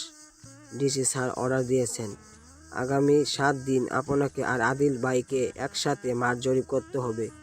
মানে আপনারা সারা 7 দিন একসাথেই থাকবেন। অনামিকা চেয়ার থেকে পড়ে যাওয়ার মতো অবস্থা। কি, সারাদিন ওই তেরা ছেলের সাথে? আদিল অনামিকার দিকে তাকিয়ে এক চোখ টিপে বলল, শুনেছেন তো ম্যাডাম, ডিসি স্যারও চান আমাদের রোমান্স থুরি, আমাদের ইনভেস্টিগেশন চলুক। প্যাক করে নিন ব্যাগ, কালই আমরা বের হচ্ছি। সকাল 7টা। অফিসের সামনে ডিসি স্যারের দেওয়া সরকারি জিপ দাঁড়িয়ে আছে। অনামিকা ম্যাডাম ট্রাউজার আর টি শার্ট পরে তৈরি, চোখে সেই চেনা সানগ্লাস। আর আদিল, সে এসেছে লুঙ্গি আর গেঞ্জি পরে, কাঁধে একটা গামছা, তার হাতে একটা বড় টিফিন ক্যারিয়ার। গাড়ির সামনে অনামিকা দাঁড়িয়ে আদিলের দিকে তাকিয়ে থমকে গেলেন। আদিল, আপনি কি পাগল হয়ে গেছেন? সরকারি ইনভেস্টিগেশনে কে লুঙ্গি পরে আসে? ম্যাডাম আমরা যাচ্ছি গ্রামে মাঠ জরিপ করতে। ওখানে প্যান্ট পরে কাদার মধ্যে নামলে তো আপনার ইস্ত্রি করা প্যান্টের 12টা বেজে যাবে। লুঙ্গি হলো ইন্টারন্যাশনাল এয়ার কন্ডিশনড ড্রেস, আপনিও একটা ট্রাই করতে পারেন। অসভ্য, এক্ষুনি গিয়ে প্যান্ট পরে আসুন। আমি আপনাকে এই অবস্থায় গাড়িতে তুলবো না। আপনিও একটা ট্রাই করতে পারতেন। ঠিক আছে ম্যাডাম, আমি প্যান্ট পরছি, কিন্তু মনে রাখবেন কাদার মধ্যে প্যান্ট ফেসে গেলে কিন্তু আমাকে দোষ দিতে পারবেন না। আদিল অনিচ্ছা সত্ত্বেও প্যান্ট পরে এলো। গাড়িতে মকবুল ড্রাইভ করছে, পেছনের সিটে অনামিকা আর আদিল, মাঝখানে একটা বড় তৌকির তালুকদারের ফাইল রাখা, যেটা তারা যুদ্ধের ঢাল হিসেবে ব্যবহার করছে। বিকালবেলা তারা বান্দারবানের এক দুর্গম পাহাড়ি বাংলোয় পৌঁছলো। সেখানে আগে থেকে একজন সুপুরুষ দাঁড়িয়ে আছে, নাম ফারহান। সে অনামিকার বিশ্ববিদ্যালয়ের সিনিয়র এবং এক সময়কার ক্রাশ। হাই অনামিকা, কতদিন পর দেখা।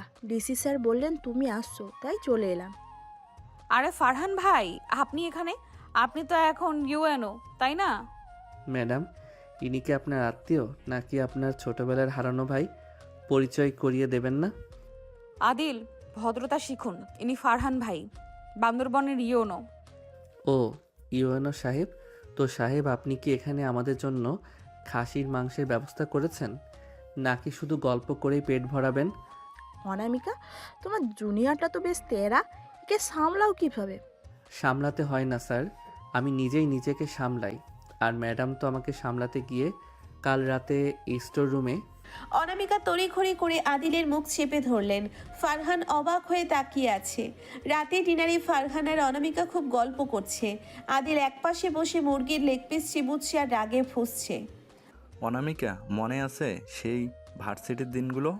আমরা একসাথে কপি খেতাম।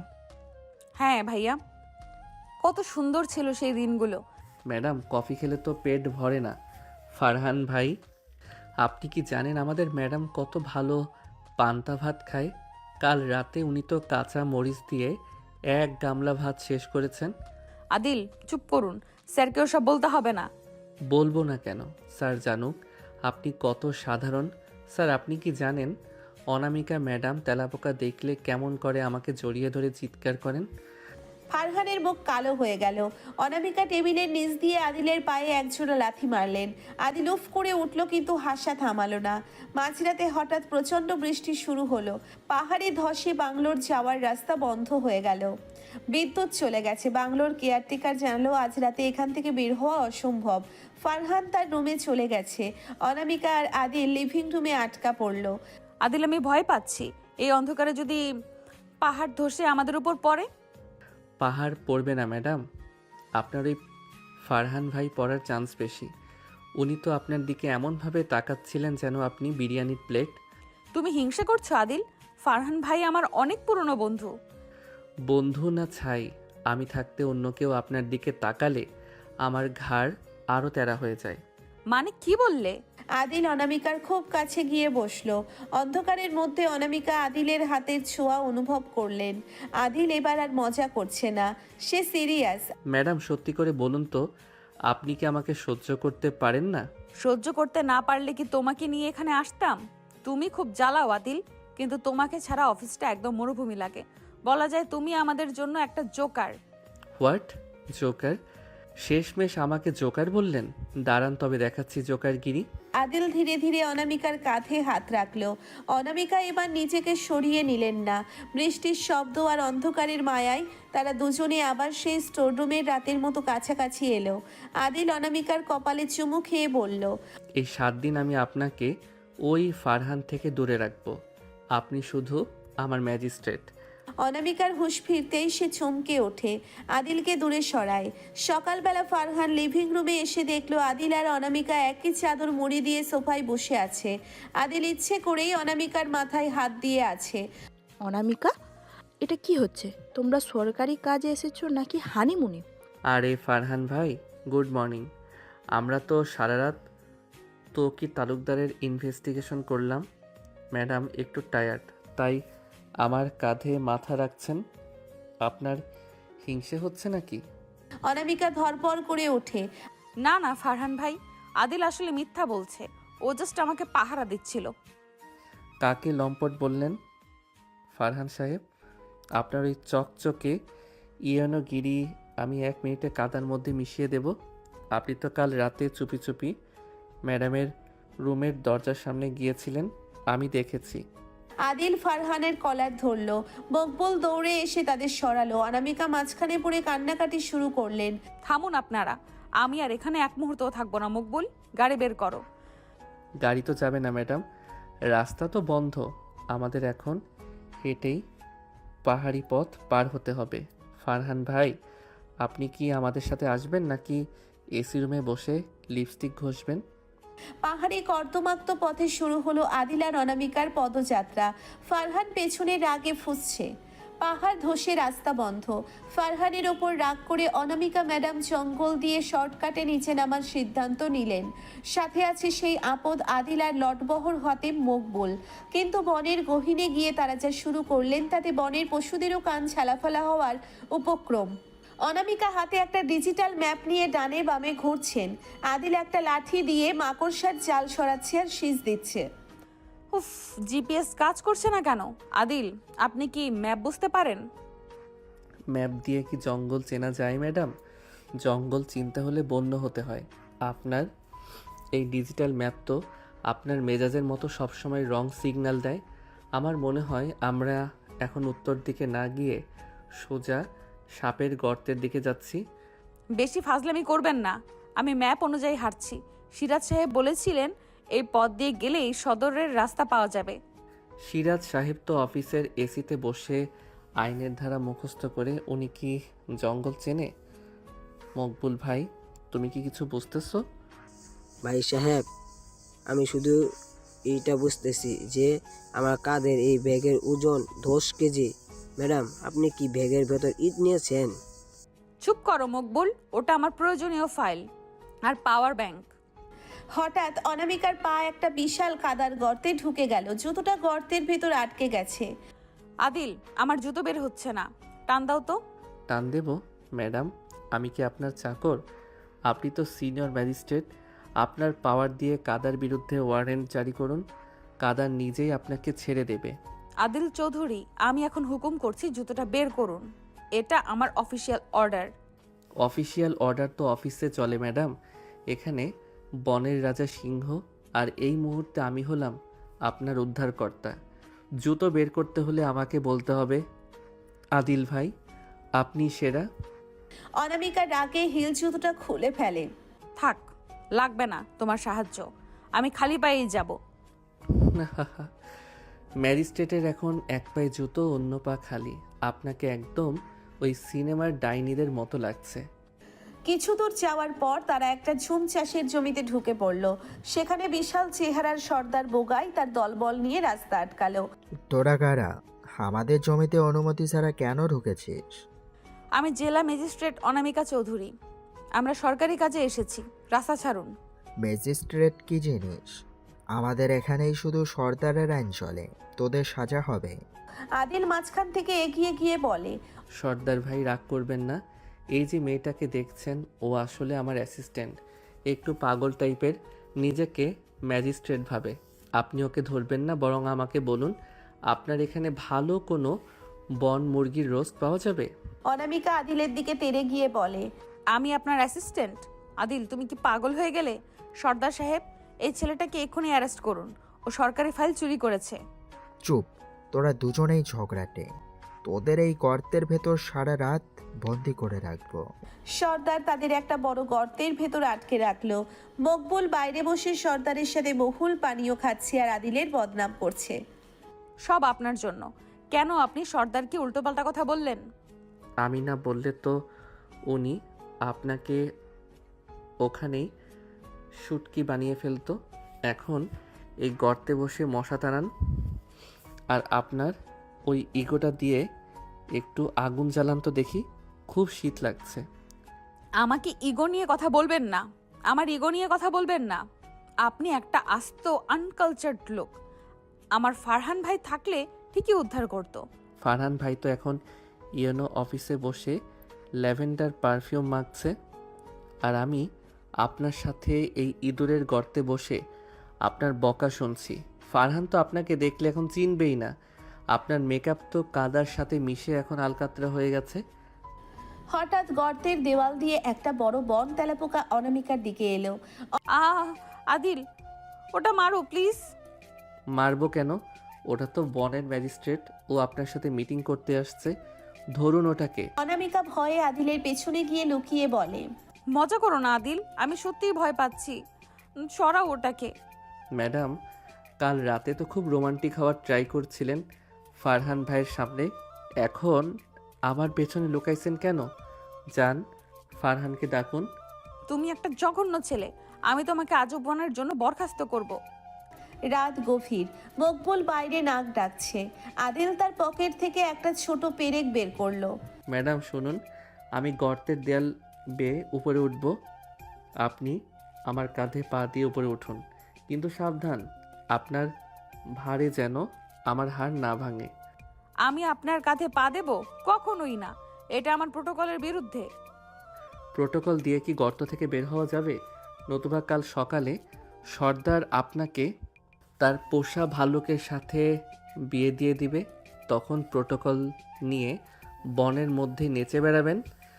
অনামিকা বাধ্য হয়ে আদিলের কাঁধে পা দিয়ে উপরে উঠতে গেলেন। আদিল তেরামি করে হুট করে নিচে বসে পড়ল। অনামিকা ধপাস করে আদিলের ওপর পড়লেন। আদিল, আপনি ইচ্ছে করে বসলেন কেন? ম্যাডাম, আপনি কি পাথর খেয়েছেন? আপনার ভারে তো আমার স্পাইনাল কর্ড জ্যাম হয়ে গেছে, একটু ডায়েট কন্ট্রোল করেন। ভোরবেলা তারা কোনো মতে গর্ত থেকে বের হয়ে মেইন রোডে পৌঁছলো। সেখানে ডিসি স্যার আর পুলিশ ফোর্স তাদের খুঁজছে। ফারহানও সেখানে আছে। অনামিকা, তুমি ঠিক আছো? আমি তো খুব চিন্তায় ছিলাম। আদিল পুরুষের জিপে উঠে বসে। চিন্তার কিছু নাই স্যার, ম্যাডাম আর আমি সারা রাত গর্তের ভেতর কুস্তি খেলেছি। ম্যাডাম এখন কুস্তিতে ব্ল্যাক বেল্ট পাওয়ার যোগ্য। মকবুল ভাই, চলো ম্যাডামকে একটা ভালো পেইন কিলার কিনে দিও, ওনার শরীরে খুব ব্যথা। অনামিকার আগে সানগ্লাসটা ভেঙে ফেলে। আদিল চৌধুরী, আমি তোমাকে জ্যান্ত কবর দেব। জঙ্গল থেকে উদ্ধার হলেও ঝগড়া থেকে মুক্তি নেই। অনামিকা এখন আদিলকে সাইজ করার জন্য নতুন কোনো বিভাগীয় মামলার কথা ভাবছেন, আর আদিল ভাবছে কাল অফিসে গিয়ে কিভাবে অনামিকার চেয়ারে নতুন কোনো ফাজলামি করা যায়। সকাল 9টা, অনামিকা চৌধুরী তার কেবিনে পায়চারি করছেন। তার পরনে আজ কড়া স্ত্রী করা রক্তবর্ণ শাড়ি, চোখে সেই বিখ্যাত চড়ুই পাখি মার্কা চশমা। আজ তিনি ডিসি স্যারকে বলে বিশেষ অনুমতি নিয়েছেন। আদিলকে তিনি ব্যক্তিগতভাবে প্রশাসনিক ট্রেনিং দেবেন। আর আদিল, সে আজ অফিসে এসেছে একদম সাদা পাঞ্জাবি পাজামা পরে, হাতে একটা বড় লাঠি আর বগলে একটা পুরনো বাংলা অভিধান।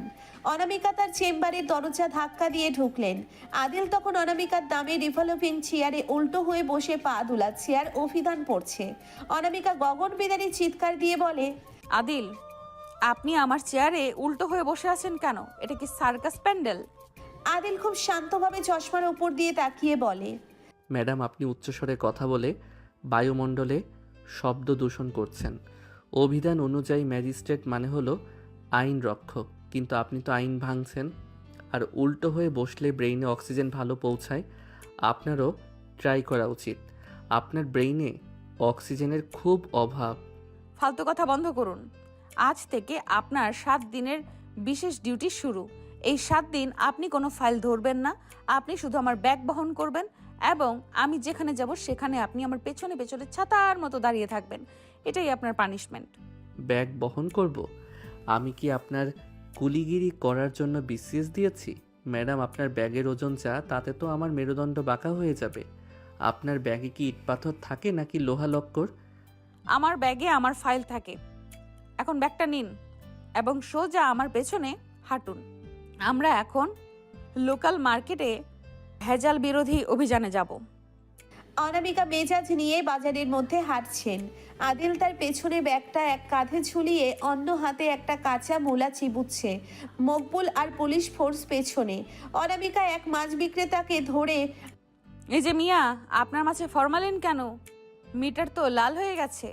ম্যাডাম, ফরমালিন নাই, মাছ টাটকা। আদিল মাঝখান থেকে এগিয়ে গিয়ে বলে, আরে ম্যাডাম, ফরমালিন তো থাকবেই। মাছের যে চেহারা, তাতে তো মনে হচ্ছে মাছটা সুইসাইড করেছে। আপনি ফরমালিন মাপছেন কেন? আপনি মাপুন মাছটা কি খুশি মনে মারা গেছে নাকি দুঃখে। অনামিকা আদিলের দিকে তেরছা চোখে তাকিয়ে বলে, আদিল, আপনি চুপ থাকুন। মাছ বিক্রেতা, আপনার 5,000 টাকা জরিমানা। 5,000? ম্যাডাম, এই গরিব লোকটার কাছে 5,000 টাকা চাইলে তো ও কাল থেকে ঘাস খাবে। এক কাজ করুন, ওর কাছ থেকে 5টা বড় ইলিশ মাছ ঘুষ নিন, মামলা ডিসমিস করে দিন। জলিয়াপা বলেছে আপনি নাকি ইলিশ মাছ খুব পছন্দ করেন। আদিল চৌধুরী, আপনি আমাকে ঘুষ নিতে বলছেন? আমি আপনাকে এক্ষুনি সাসপেন্ড করতে বলছি। পারবেন না, কারণ আমি আপনার ব্যাগের ভেতর কাঁচা মূলা আর কয়েকটা পচা ডিম ভরে রেখেছি।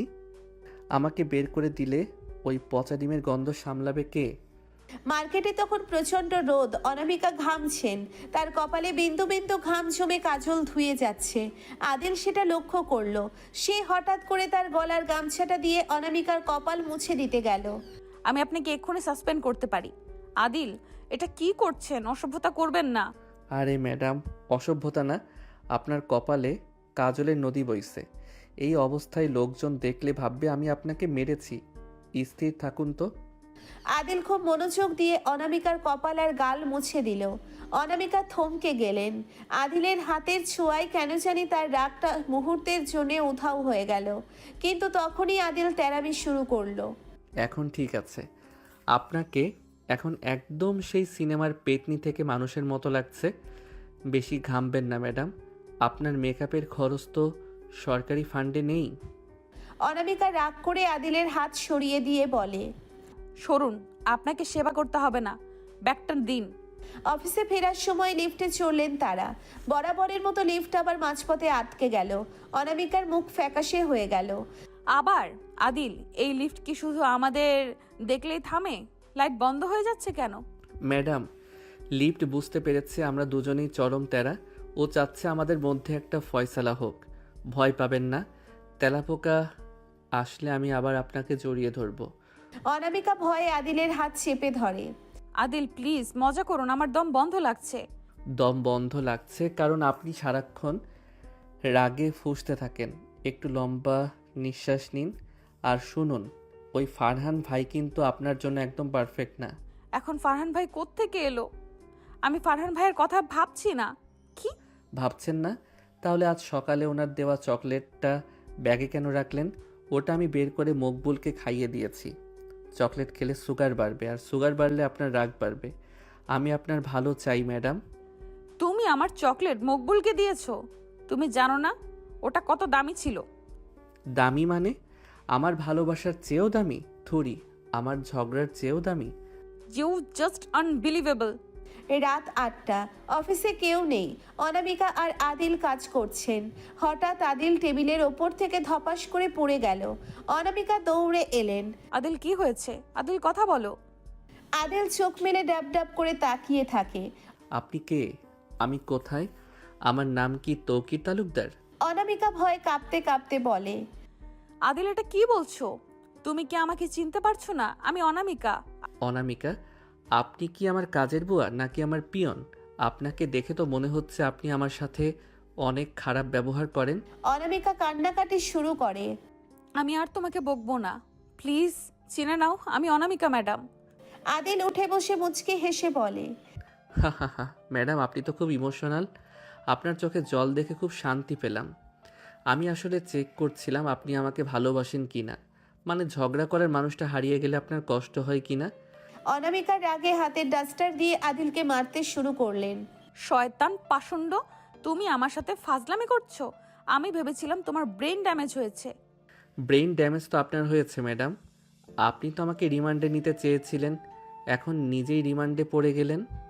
পরদিন সকালে শাইলা মকবুল মিলে আদিলের ডেস্কে একটা বড় বিয়ের কার্ড রেখে এলো। কার্ডে লেখা আদিল এবং অনামিকার শুভ পরিণয়। এটা দেখে অফিসের শোরগোল পড়ে গেল। ওমা, বিয়ে ঠিক হয়ে গেল? অনামিকা তো কিছু জানালো না। আইনত সিনিয়র এবং জুনিয়রের বিয়েতে কোনো বাধা নেই, তবে অফিসের ডিসিপ্লিনিত হতে পারে। অনামিকা কার্ডটা হাতে নিয়ে রাগে ছিঁড়ে ফেললেন। এটা কে করেছে? আদিল, এটা কি তোমার কাজ? আমি কেন করব? আমি কি পাগল হয়েছি যে আপনার মতো জাদ্রেল বাঘিনীকে বিয়ে করব? আমি তো চাইছি আপনি ওই ফারহান ভাইয়ের সাথে বিয়ে করে মঙ্গল গ্রহে চলে যান। এই কার্ডটা নিশ্চয়ই মকবুল করেছে। ও চায় আমরা যেন সারা জীবন ঝগড়া করি। অফিস ছুটির পর আদিল তার বাইক নিয়ে গেটের কাছে দাঁড়ালো। অনামিকা রিকশার জন্য দাঁড়িয়ে আছেন। ম্যাডাম উঠুন, ড্রপ করে দেই। আপনার বাইকে আমি উঠবো না, আমি রিকশায় যাব। রিকশায় গেলে তো দেরি হবে, আর রিকশায় তো ঝগড়া করার মানুষ পাবেন না। আমার পেছনে বসুন, আপনাকে বকতে বকতে বাসায় দিয়ে আসবো। অনামিকা দীর্ঘশ্বাস ফেলে বাইকের পিছনে বসলেন। আদিল, তুমি কি কোনোদিন ভালো হবে না? ভালো হলে তো আপনি আমাকে ভুলে যাবেন। তেরা আদিলকেই তো আপনার বেশি মনে থাকে, তাই না? চুপ করুন আর গাড়ি চালান। সকালবেলা অনামিকা ম্যাডাম অফিসে এসেই দেখলেন আদিলের ডেস্কটা ফাঁকা। আজ তার বসার কথা ছিল সকাল 9টায়, কারণ আজ এক বড় দুর্নীতির ফাইলের ওপর শুনানি হওয়ার কথা। মকবুল বারবার ফোন দিচ্ছে, কিন্তু আদিলের ফোন বন্ধ। অনামিকার বুকের ভেতর কেন জানি এক অজানা আশঙ্কা দানা বাঁধছে। অনামিকা তার চেম্বারে অস্থির হয়ে পায়চারি করছেন। তিনি সিরাজ সাহেব আর মকবুলকে ডেকে পাঠালেন। মকবুল, আদিল কোথায়? ও কি কাল রাতে বাসায় ফেরেনি? ম্যাম, ওর ভাই বিকাশ ফোন দিছিল। আদিল ভাই তো কাল রাত 11টার পর থেকেই নিখোঁজ। ও নাকি বাজারের মোড়ে কার সাথে যেন ঝগড়া করতেছিল। ম্যাম, আইনের ধারা মোতাবেক এটাকে অপহরণ বলা যেতে পারে। ওই তকির তালুকদারের লোকজন ওপর আমার সন্দেহ হয়েছে। আদিল সাহেব তো ওনার ফাইলে আঠা লাগিয়ে দিয়েছিলেন। তৌরিক তালুকদার, ওর এত বড় সাহস যে আমার জুনিয়র অফিসারকে তুলে নিয়ে যাবে? মকবুল, এক্ষুনি পুলিশ ফোর্স রেডি করো, আমি নিজেই রেডে যাব। শহরের উপকণ্ঠে একটা পরিত্যক্ত লোহা লক্করের গোডাউন। আদিলকে একটা চেয়ারে হাত পা বেঁধে রাখা হয়েছে। তার সামনে তৌকির তালুকদারের গুন্ডারা দাঁড়িয়ে আছে। আদিলের কপালে একটা চোট, কিন্তু তার মুখ থামছে না। কিরে চ্যাংরা, এখন তোর সেই ম্যাজিস্ট্রেট ম্যাডাম নাই, এখন কি তেরামি করবি? আরে ভাই, আপনাদের দড়িটা খুব সস্তা, একটু দামি দড়ি আনতে পারলেন না? আর এই অন্ধকার রুমে এসি নাই কেন? আপনাদের বস কি এতই গরিব যে একটা এসিও লাগাতে পারে না? চুপ কর, এখনই তোর জিব্বা টেনে ছেড়ে ফেলবো। বল, তকির সাহেবের ওই ফাইলটা কোথায় লুকিয়েছিস? ফাইল? ওটা তো আমি অনামিকা ম্যাডামের আলমারিতে রেখেছি, আর পাসওয়ার্ড দিয়েছি আদিল ইজ দ্য হিরো। সাহস থাকলে গিয়ে নিয়ে আসেন। ম্যাডাম আপনাদের এমন ঝাড়ুপেটা করবে যে জেলখানে গিয়ে ভাত খেতেও ভুলে যাবেন।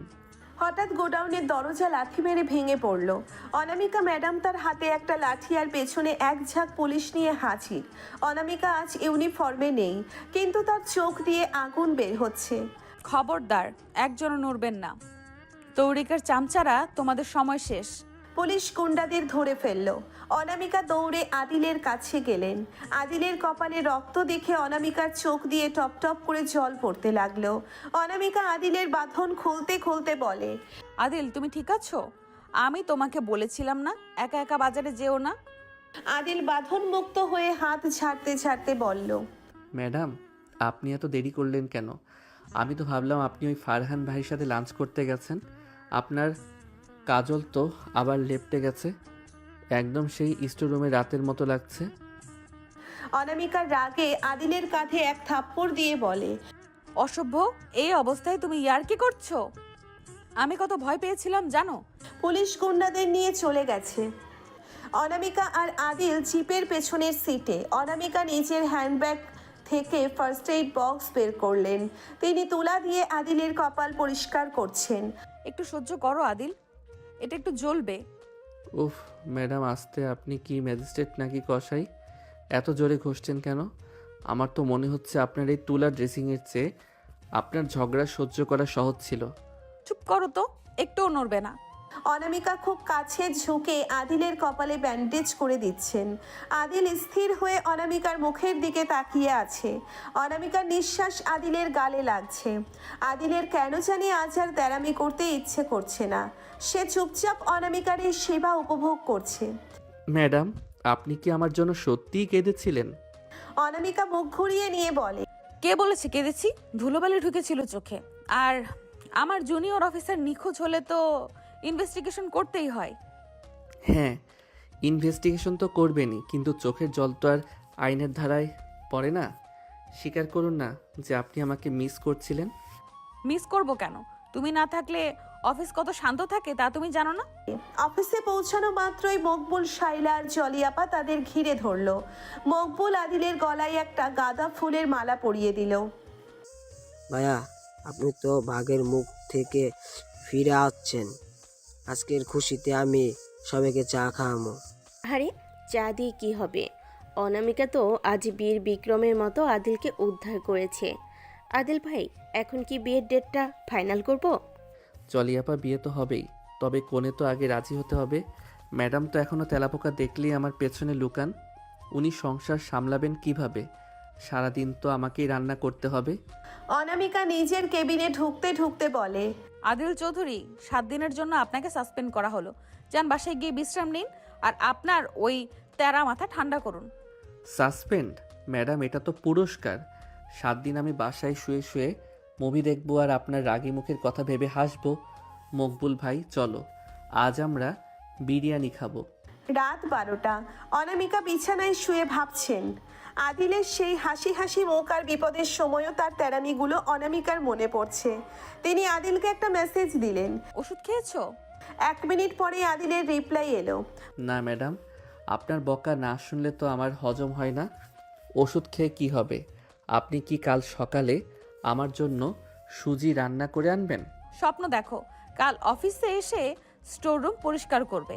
পরদিন সকালে অনামিকা অফিসে এসে দেখলেন আদিল তার টেবিলের ওপর একটা বিশাল বড় প্লাস্টিকের তেলাপোকা রেখে দিয়েছে, পাশে একটা চিরকুট।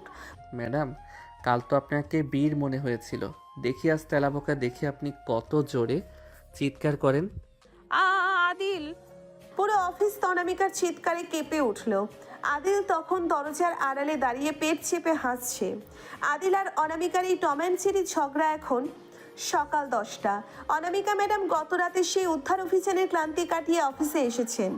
তিনি ভাবছেন আজ আদিল অন্তত একটু নরম সুরে কথা বলবে, কিন্তু অফিসের গেটে যা দেখলেন তাতে তার আত্মা শুকিয়ে গেল।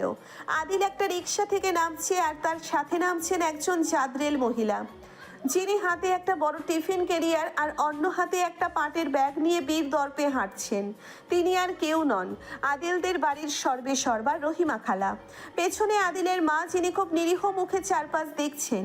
অনামিকা করিডোর দিয়ে যাচ্ছিলেন, হঠাৎ রহিমা খালা তার পথ আটকালেন। আদিল পাশে দাঁড়িয়ে দাঁত কেলিয়ে হাসছে। এ যে গো মেজেস্টার বিডি, আপনি নাকি আমার আদিলের সাথে রাত বিরাতে স্টোর রুমে রাত কাটান, আর কাল নাকি আমার পুলারে গন্ডার হাতে তুলে দিছিলেন। আপনি কে আর আপনি এভাবে কথা বলছেন কেন? এটা সরকারি অফিস।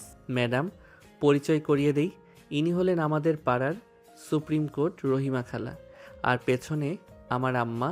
খালা বলছিলেন আপনি নাকি আমাকে ঠিকমতো খেতে দেন না, তাই আজ নিজের হাতে রান্না করে নিয়ে আসছেন। খাবেন নাকি একটু শুটকি ভর্তা? চুপ কর আদি, ওই বিড়িরে দেখলে মনে হয়তো পেতনি। এত মেকআপ গোসেন কেন? আমার পোলার দিকে নজর দিয়েছেন নাকি? অনামিকার রাগে অপমানে লাল হয়ে যায়। আদিল, আপনার ফ্যামিলিকে এখান থেকে নিয়ে যান, এদের বের করো।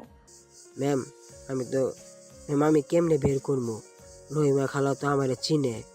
উনি তো আমার দেশের বাড়ি প্রতিবেশী। ওনার ঝাড়ুর বাড়ি আমি ছোটবেলায় অনেক খাইছি। অনামিকা বাধ্য হয়ে তাদের নিজের কেবিনে নিয়ে বসালেন। আদিলের মা সোফায় বসে অনামিকাকে ওপর নিচ খুঁটিয়ে দেখছেন। আদিল অনামিকার চেয়ারে বসতে গিয়ে অনামিকার ধমক খেয়ে সোফার হাতলে বসলো। আম্মা দেখো, ম্যাডাম কত রাগী। কাল আমার কপালে ব্যান্ডেজ করে দেওয়ার সময় উনি কাঁদছিলেন, আজ আবার বাগিনী হয়ে গেছেন।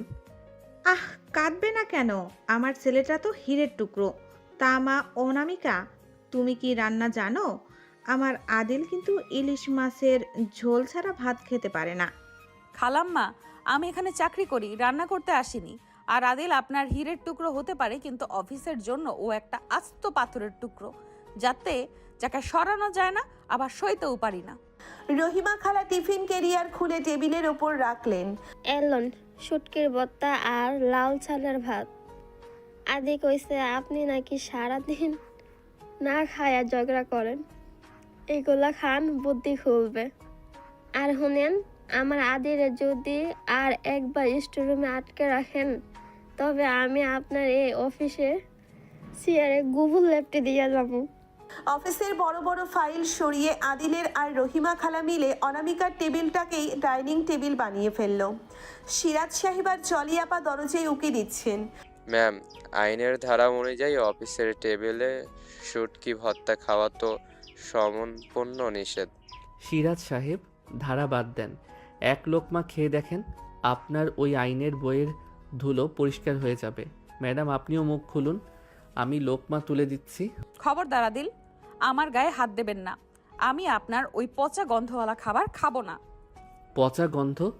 রহিমা খালার শুটকিকে পচা বললেন? খালা সহ্য? ম্যাডাম তোমার রান্নারে অপমান করছে। কে আমার রান্না পোছা? এ বিটি, তোর কি জিভ নাই? আজই তোরে আমি খাবার খাওয়াই সারুম। রহিমা খালা জোর করে অনামিকার মুখে এক লোকমা ভর্তা পুড়ে দিলেন।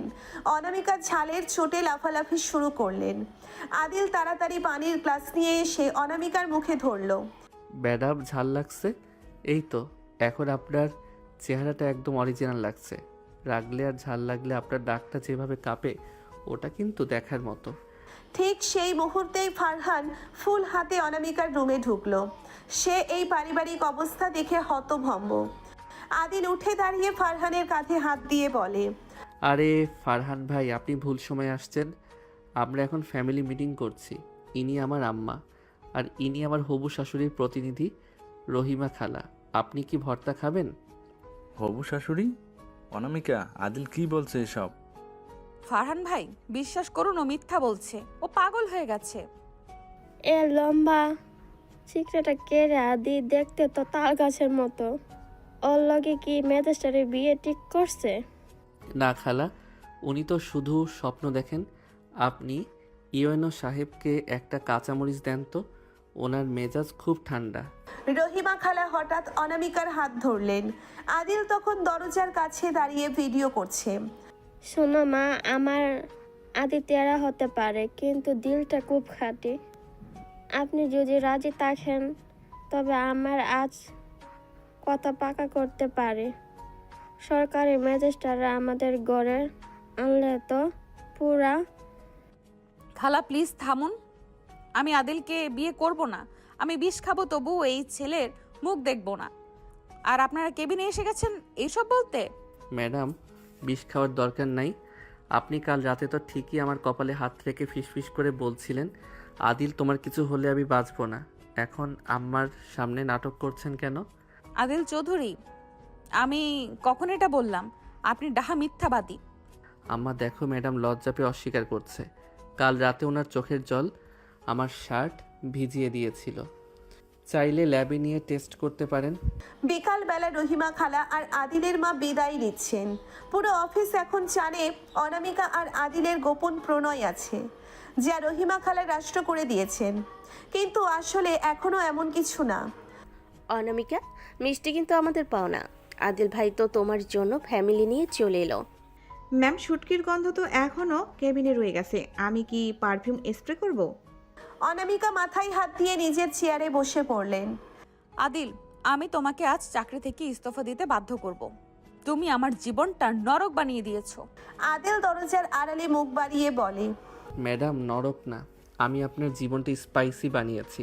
আর শুনুন, রহিমা খালা কিন্তু যাওয়ার সময় আপনার ব্যাগে এক পোটলা শুটকি রাইখা গেছে। বাসায় গিয়ে রাইন্দা খাইয়েন, আমার কথা মনে পড়বে। রাত 11টা। অনামিকা বাসায় বসে ভাবছেন আজ অফিসের সেই চূড়ান্ত অপমান। তিনি আদিলকে ফোন দিলেন। আদিল, কাল অফিসে আপনি যদি এর জন্য ক্ষমা না চান, তবে আমি আপনার বিরুদ্ধে হ্যারাসমেন্টের কেস করব। কেস করবেন? করেন ম্যাডাম, জাস্টিস তো আপনিই দেবেন। আপনি কি নিজের বিরুদ্ধে রায় দেবেন যে আপনি আমাকে ভালোবাসেন? গুড নাইট ম্যাজিস্ট্রেট সাহেবা, স্বপ্নে কিন্তু তেলাপোকা না, আমাকে দেখেন। রহিমা খালার হানা অনামিকার প্রফেশনাল লাইফ তছনছ করে দিয়েছে। এখন অফিসের সবার চোখে তারা প্রেমিক প্রেমিকা। বিকেল গড়িয়ে সন্ধ্যা। অনামিকা ম্যাডাম আদিলদের ড্রয়িং রুমে বসে ফুঁসছেন। তিনি এসেছেন রহিমা খালার করা অপমানের বিচার চাইতে। কিন্তু হঠাৎ আকাশ ভেঙে বৃষ্টি নামলো। এমন বর্ষণ যে রাস্তাঘাট ডুবে একাকার। আদিলের মা জোর করে অনামিকাকে আটকে দিলেন। রাতে ফেরার কোনো উপায় নেই। বাইরে মেঘের গর্জন, বিদ্যুৎ নেই, চারদিকে অন্ধকার।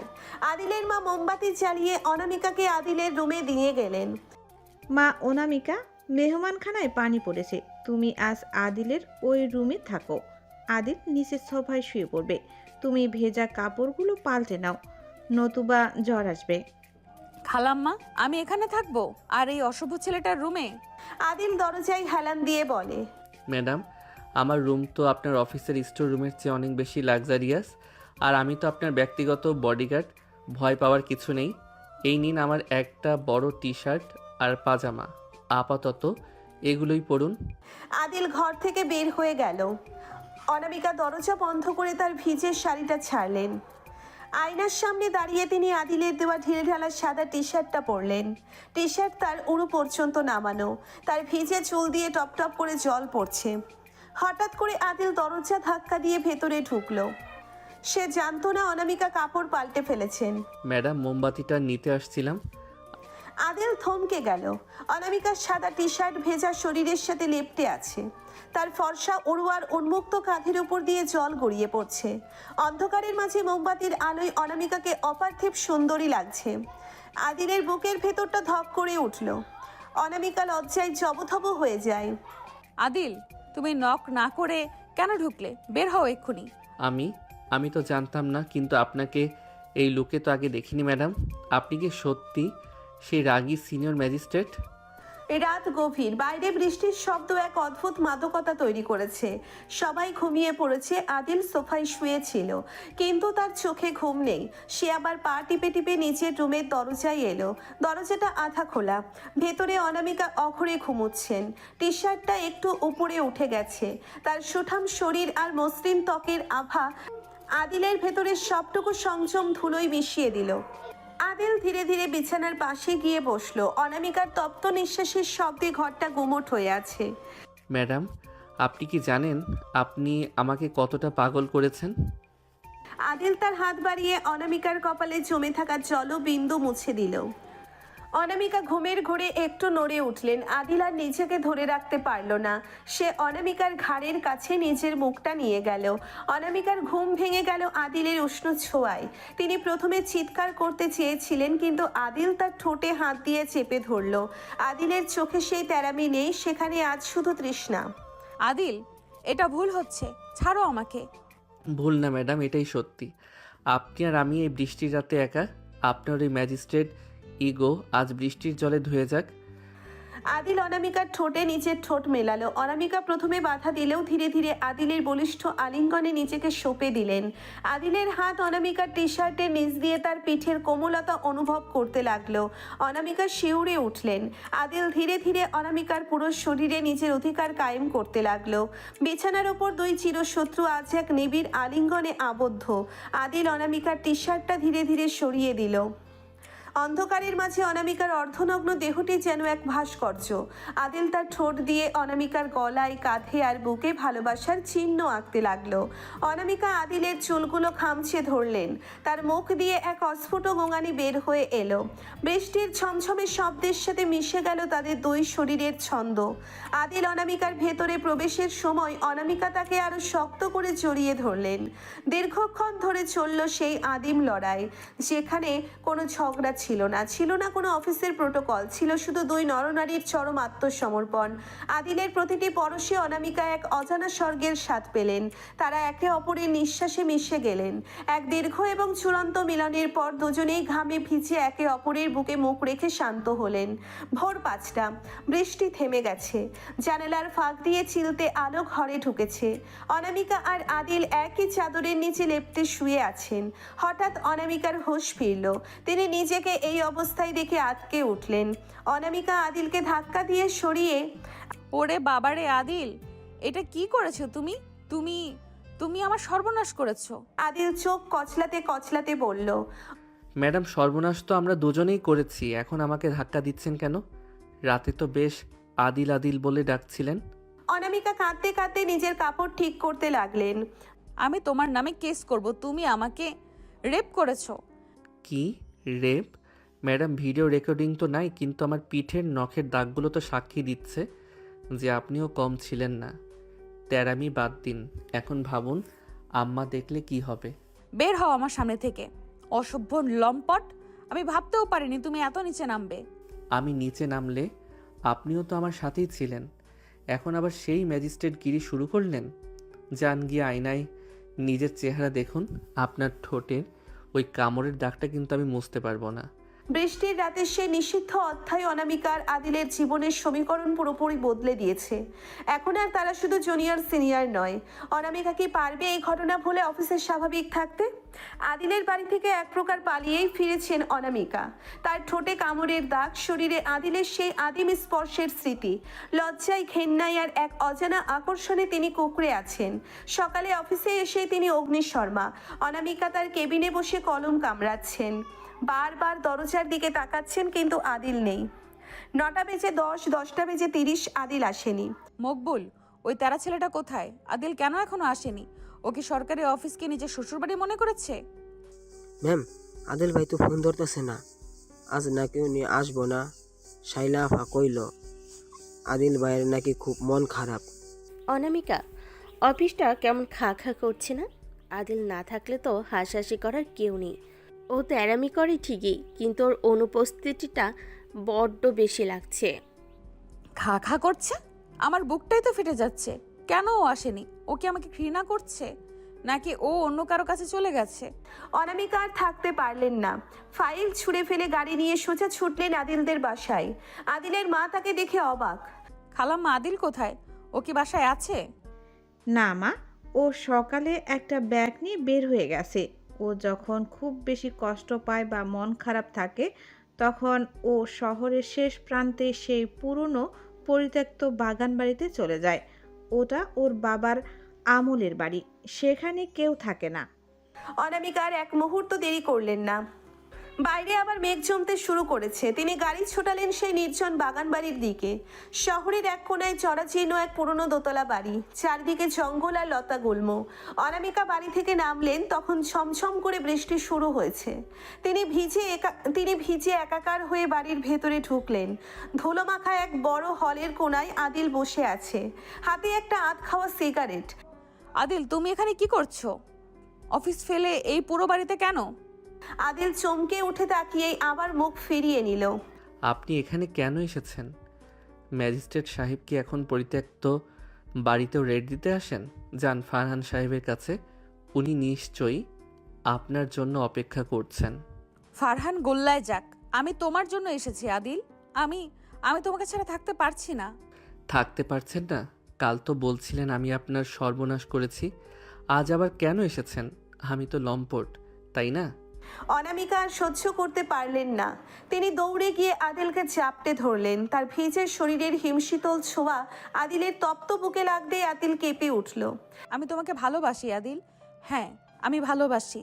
তোমার তেরামি, তোমার ঝগড়া সব আমি ভালোবাসি। প্লিজ আমাকে ছেড়ে যেও না। আদিল প্রথমে অনামিকাকে সরিয়ে দিতে চাইল, কিন্তু অনামিকা জোর করে আদিলের ঠোঁটে নিচে ঠোঁট চেপে ধরলেন। বৃষ্টির পানি যখন ছাদের ভাঙা কোণ দিয়ে ঘরের ভেতরে পড়ছে, তারা দুজনেই ভিজে জবথব। আদিলের সে তেরামি এবার ধসে পড়ল। সে অনামিকাকে পাঁচা কোলা করে তুলে নিয়ে মেঝেতে পাতা একটা পুরনো 17 ইঞ্চির উপর শুইয়ে দিল। বাইরে বজ্রপাত হচ্ছে, আর ভেতরে দুই তপ্ত শরীর একে অপরের সাথে যুদ্ধ করছে। আদিল অনামিকার ভেজা কামিজের বোতামগুলো একে একে খুলে ফেলল। বৃষ্টির ছিটে ফোঁটা অনামিকার উন্মুক্ত পিঠে আর বুকে পড়ছে, যা এক চরম সুরসুরি তৈরি করছে। আদিল অনামিকার ভিজে ঠোঁটে, ঘাড়ে আর পেটে নিচের বুক ডুবিয়ে দিল। অনামিকা শিহরিত হয়ে আদিলের পিঠে নিচে নখ বসিয়ে দিলেন। বৃষ্টির ধারার মতোই আদিলের ভালোবাসা ঝরে পড়তে লাগলো অনামিকার সারা শরীরে। আদিল যখন অনামিকার দেহের গভীরে প্রবেশ করলো, অনামিকা এক দীর্ঘ আর্তনাদ করে তাকে আরো শক্ত করে জড়িয়ে ধরলেন। বৃষ্টির শব্দের সাথে তাদের শরীরের ঘর্ষণ আর গোঙানি মিলেমিশে একাকার। কর্দমাক্ত মেঝে, ভাঙা ছাদ আর ধুলোমাখা ঘরটা যেন এক স্বর্গীয় বাসর ঘর হয়ে উঠল।